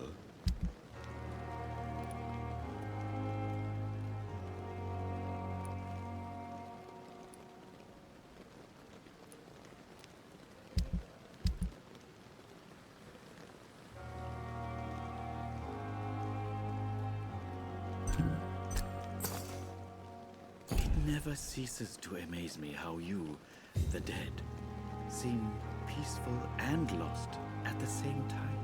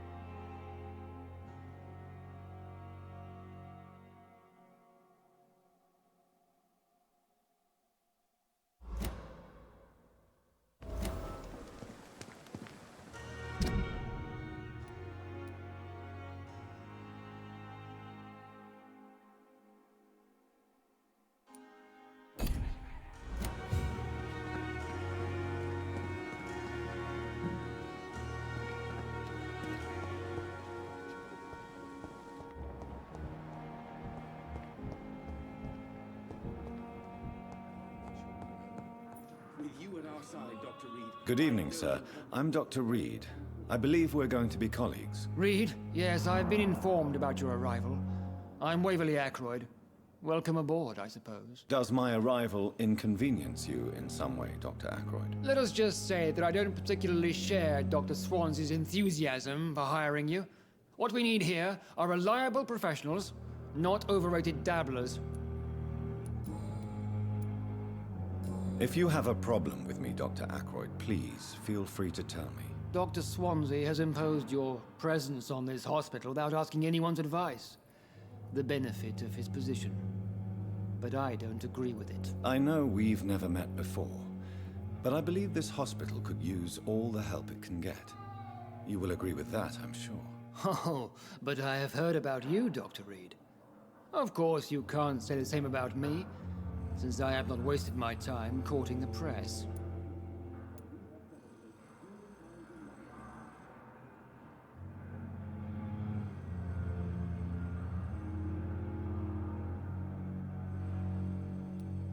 Aren't you too old for such jealousy?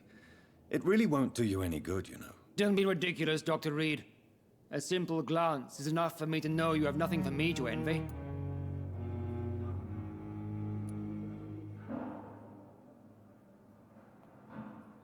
Since your tenure in this hospital is longer than mine, perhaps you can tell me more about this place. Let's just say I'm tired of the carelessness around me. I have always respected the skills of Dr. Swansea, but over time his enthusiasm has become displaced. Carelessness? Exactly what are you talking about? We're here to save lives. The people who trust us are not volunteering for experimentation. They're here to be healed. I don't intend to run any radical experiments, Doctor. Even if I, as any good practitioner should, express an interest in pushing the boundaries of medical research. Modern medical methods were created through audacity and ego. But there are rules in our line of work, and they're here to protect our patients.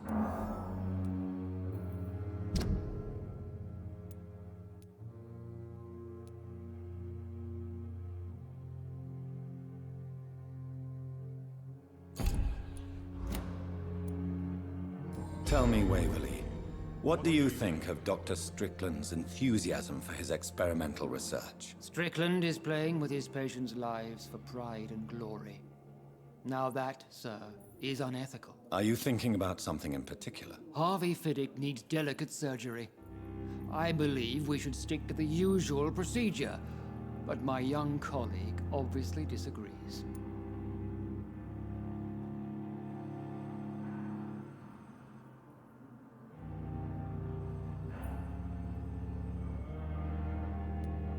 Why do you wish to lead this surgery? I strongly believe that Mr. Fiddick should not be butchered to test an unproven procedure.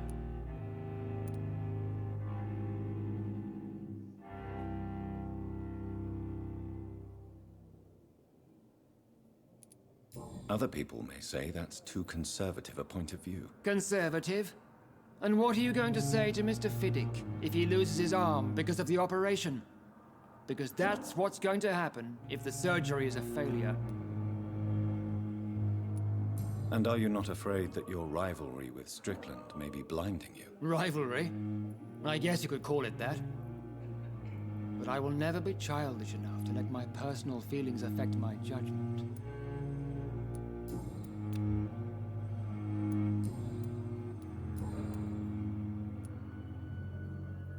I don't know what you've heard about me, but I have already proved my value as a practitioner. I don't question your skills, Dr. Reed, but your motive.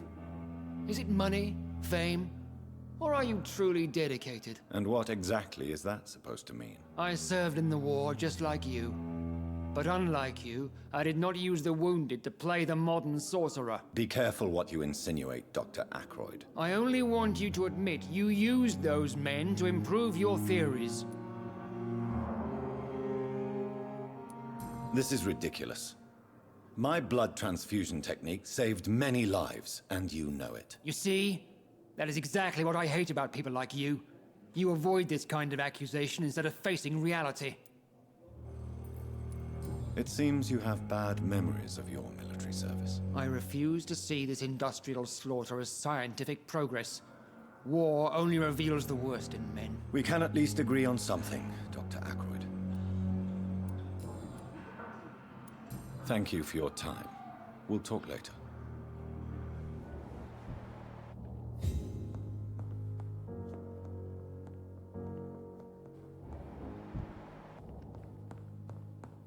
This hospital seems to be falling apart. Good evening, sir. I'm Dr. Reed. May I help you? I don't know if a third opinion is needed. Your colleagues are already arguing about my condition. I see. Would you mind telling me more about your situation? I'm Harvey Fiddick. All I want is to get me bloody arm fixed properly. Tell me about yourself, Mr. Fiddick. I'm just a regular guy waiting to get his arm fixed, so I can return to work and to my family. I was more curious about what you were doing before being hospitalized. I'm a carpenter, and a good one too. But that means I need both arms to feed my family, Dr. Reed. Are you satisfied with your treatment here? Well, it's clear that I've chosen a bad time to be injured. Forgive my bluntness, but you seem overwhelmed by cases of the flu. I won't lie to you about it. I'm afraid we are. Are you sure you don't want to operate yourself, Dr. Reed? I have the feeling you're very capable, and your colleagues seem to think so too. In other circumstances, you would be right. But for now, I don't think I can take on the responsibility. My apologies. Tell me about the doctors who are arguing about your case. Strickland and Ackroyd. They both want the best for me, but there's a lot of pride there. Doctors are no different from carpenters, it seems. What do you mean? I often had professional arguments with rivals on a building site. Difference is, I disagreed about wooden nails, not flesh and bones.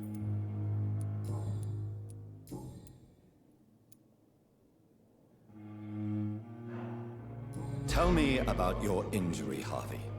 Why do you feel so guilty about it? My wife died because of me.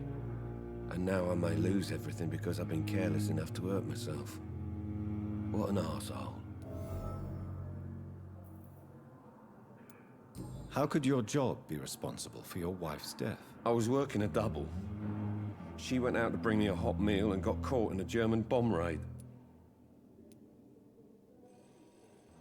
You can't hold yourself responsible for your injury, Mr. Fiddick. Unless you tried to hurt yourself. Of course I didn't hurt myself.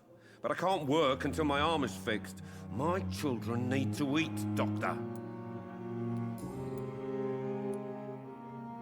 Tell me more about the death of your wife, Harvey. 1915. I was in the army. Building workshops for the Royal Flying Corps. Helen was happy I wasn't sent to the front. What happened? The Germans sent Zeppelins to bomb the construction site, but they missed their target. My wife was bringing my dinner when the bombs fell.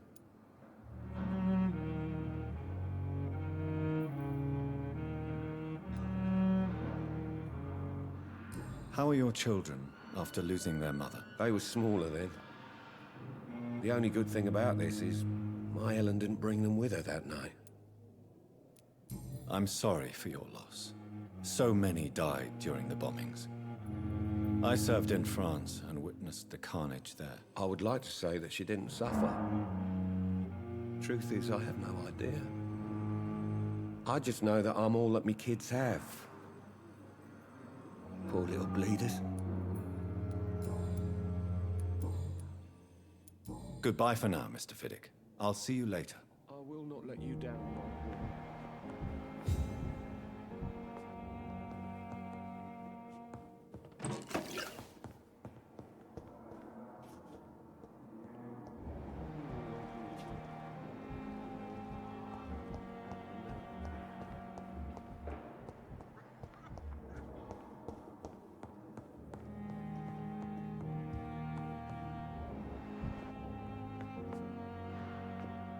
Good evening. I'm Dr. Reed. Can I help at all? No. Really? Why are you here then? I don't want to talk. My throat hurts too much. I suppose that this pain is the reason you're here. Is someone taking care of you? Yes. And no. Could you at least tell me your name, sir? Mortimer. Mortimer Goswick.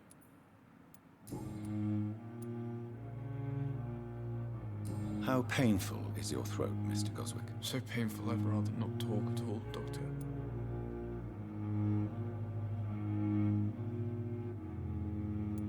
I'm sure you realize a doctor and his patient have to communicate, sir. Would it help if I gave you some paper and a pen? Not really. I see. Then maybe it's not just your throat that hurts, Mr. Goswick. Perhaps your sore throat is just the consequence of something more hurtful. Yes, maybe. But I don't want to talk or even write about it now. How painful is your throat, Mr. Goswick? So painful I'd rather not talk at all, Doctor. I'll let you get some rest, then. I'm all right. Don't waste your time with me. Good evening, madam. Can I help you? It's my son who needs you, sir. I'm Dr. Jonathan Reid. How can I help your son? I'm Beatrice Goswick, mother of Mortimer Goswick. Could you check on him, please, Dr. Reid? I've heard much of your talents as a physician. What can you tell me about yourself, Mrs. Goswick? Not much to say. Just take care of my Mortimer and I'll cover all the expenses. That's all that matters.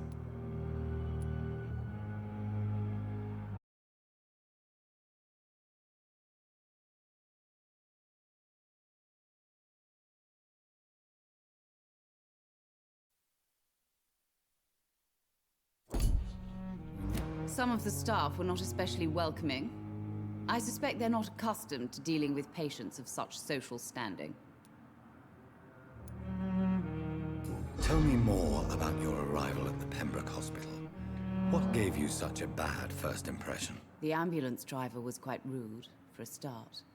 And that nurse, Miss Hawkins, seems to have quite a dubious attitude. What do you mean? She managed to secure a bed for my son despite the epidemic. It was a relief, but it wasn't cheap.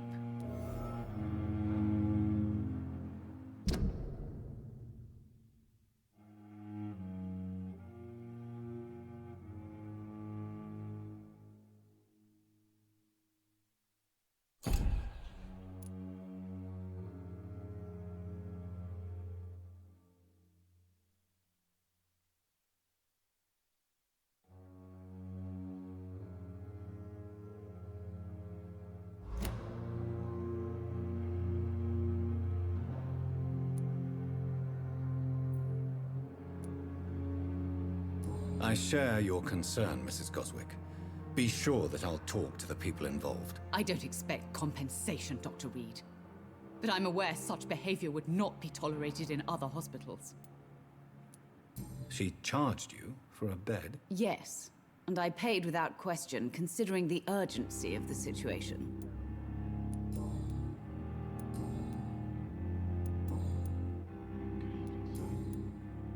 Goodbye, Mrs. Goswick.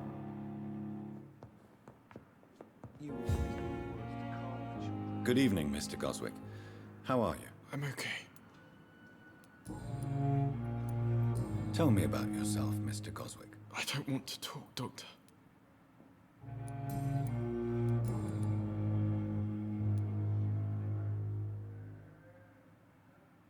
Why did your mother have you hospitalized here? She seems convinced this is a bad hospital. My mother just wants the best for me. She won't rest while I'm here. She'd go all the way to hell and back to help me.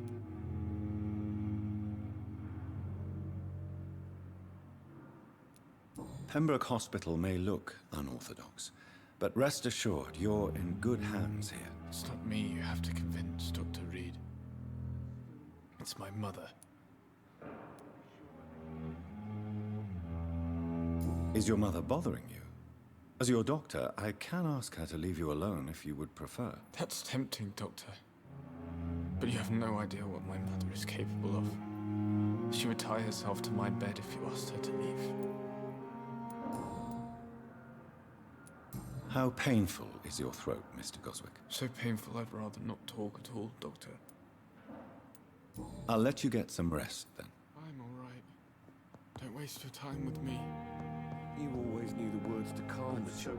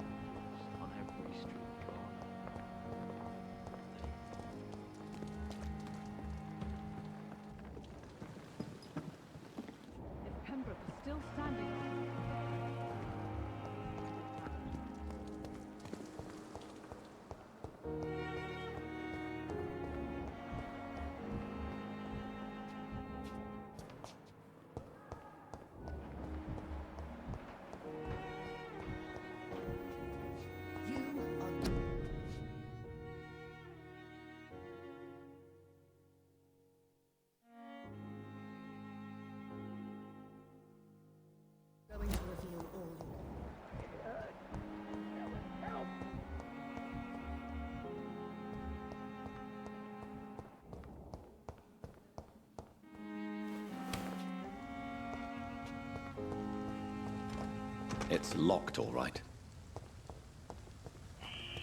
Scowl voices in the garden. I should investigate. If they were to find somebody.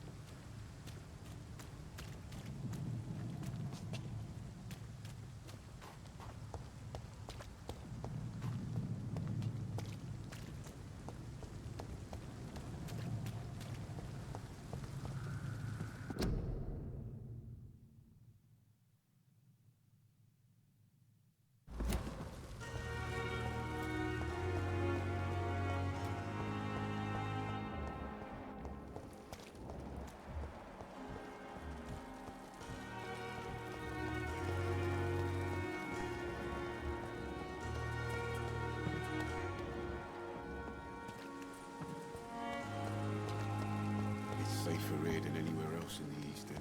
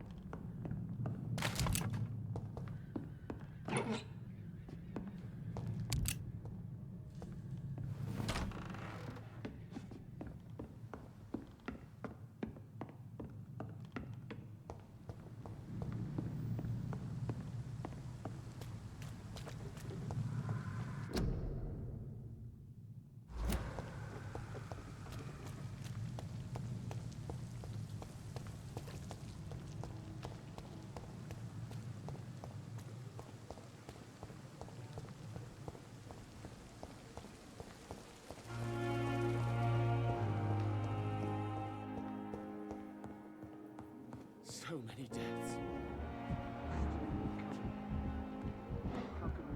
It's locked. I will not let you down, my boy.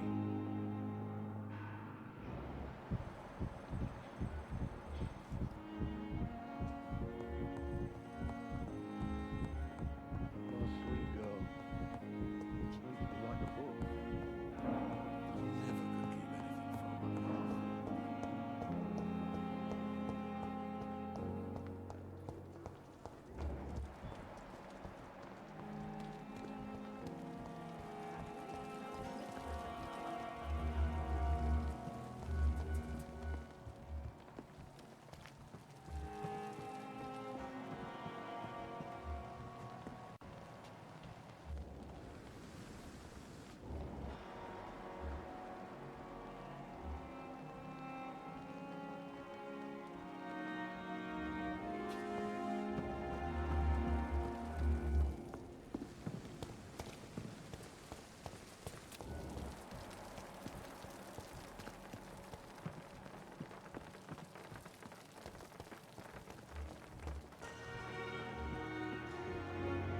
At least that mistress of the dark stopped following me.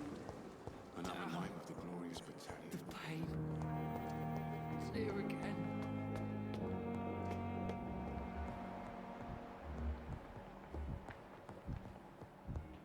Not now.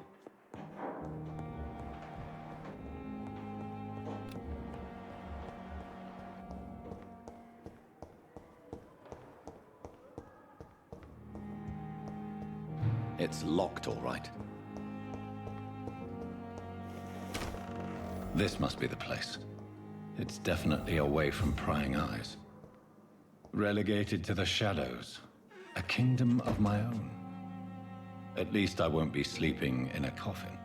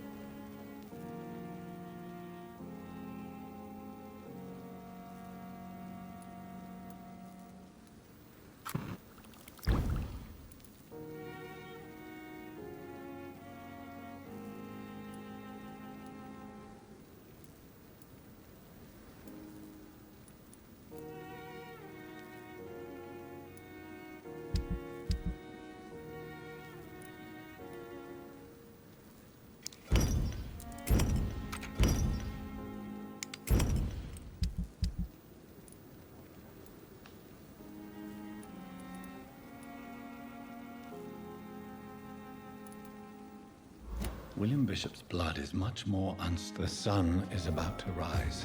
I can feel it. I'll continue tomorrow night. I have so much time now.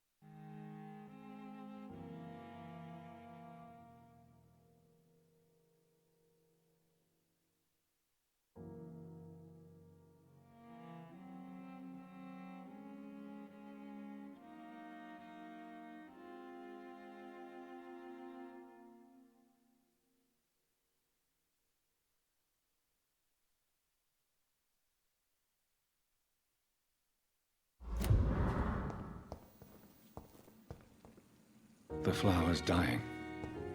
It needs water.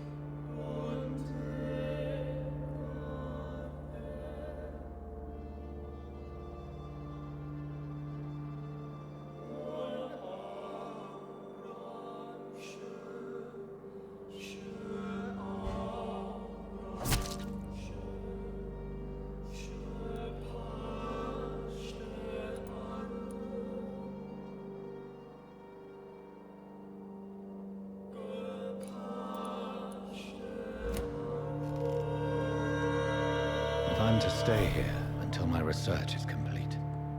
I'd better learn to hide my true nature from the mortals. But what about my thirst for blood?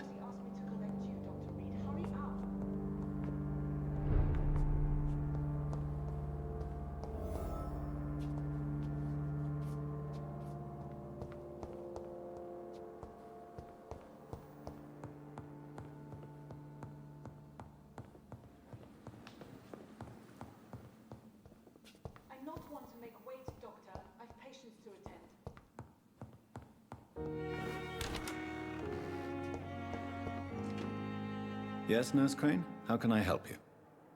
I'm so sorry. I know Dr. Swansea wanted you to rest, but we have somewhat of a crisis. A crisis, you say? Our supply of antiseptics is nearly depleted. I was hoping there was another box up here, but...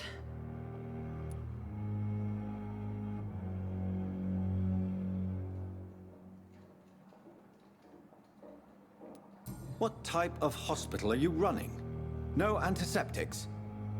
You have been away too long, Doctor. With the war and now this epidemic, supplies have been running scarce for months now. I may have a solution. In France, during the war, drugs shortage was a daily problem, and we had to use our wits to overcome the shortages. However do you mean? If combined correctly, certain household chemical products can be used in a pinch instead. Now, where's the hospital storeroom? The storeroom? Fat chance. This is the Pembroke, and space is luxury we don't have. Everything used to be stored in the old morgue. Perhaps I should look there first. Where is this morgue? It's the large building behind the hospital. You'll need to go in the back door because it's been sealed off for sanitary reasons. Take this key. It opens a small back entrance at the end of a narrow street. The abandoned morgue behind the hospital. A small door at the end of a narrow street. On my way then. Thank you, nurse.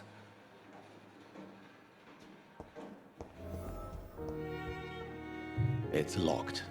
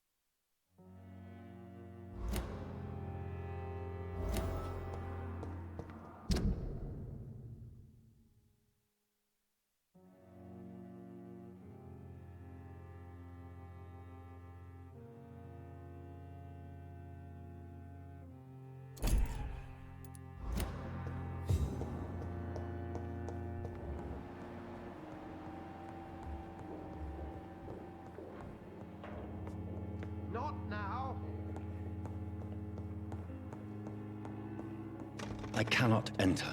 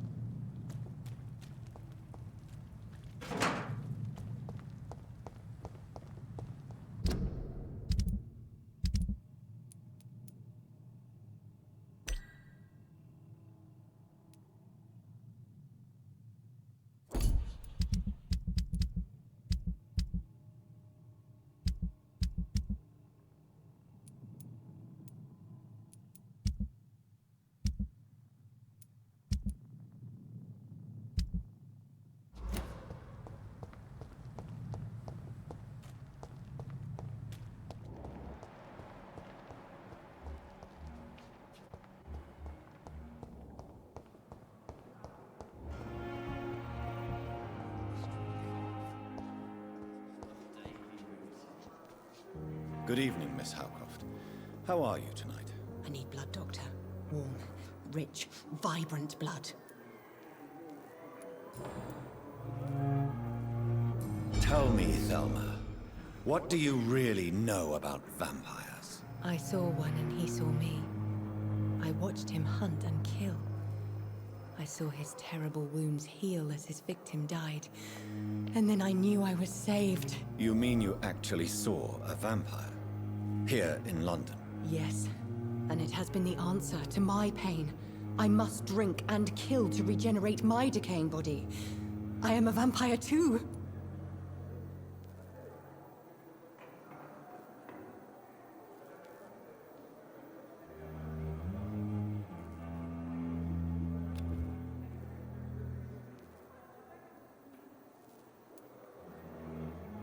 You are no vampire. You are a delusional woman, convinced she is something she is not. How convenient to call delusional anyone who does not share your precious rationale, Dr. Reed. Tell me, Thelma, why do you feel so attached to Mr. Elwood? Why him? I'm not sure, Doctor. I think we have a bond of some sort. We've both suffered so much. He's the only mortal I find interesting.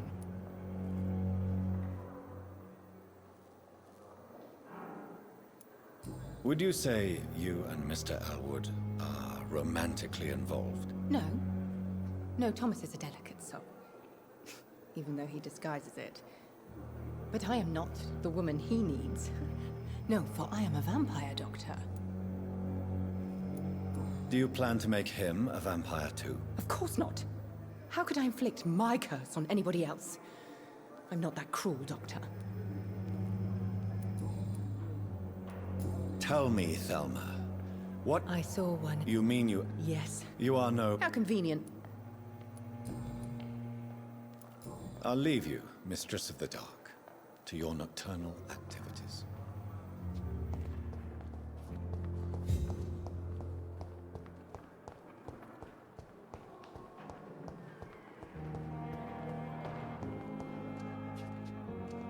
Good evening, Mr. Elwood. Evening, Dr. Reid.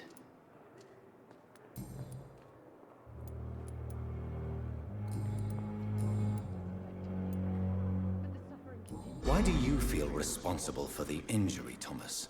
What really happened? I wasn't disfigured by any German shells. It happened during my leave. It was an accident.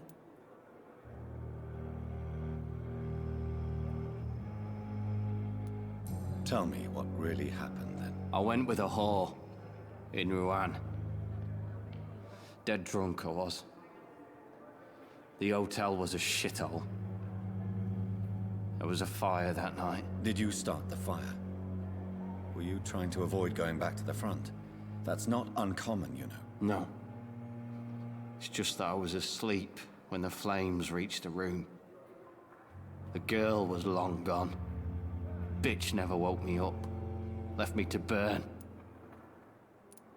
Why lie about it? Come on. It's one thing to come back disfigured by the Germans, and it's another to get injured in an accident that could have happened to anybody.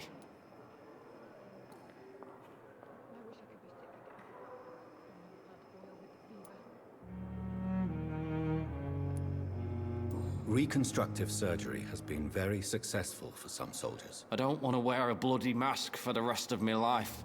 I'd rather stay here and just be forgotten.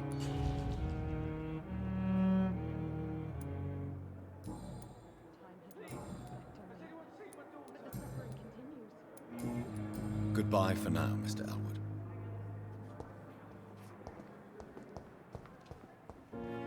It's locked, all right. Damn. The pain. It's here again.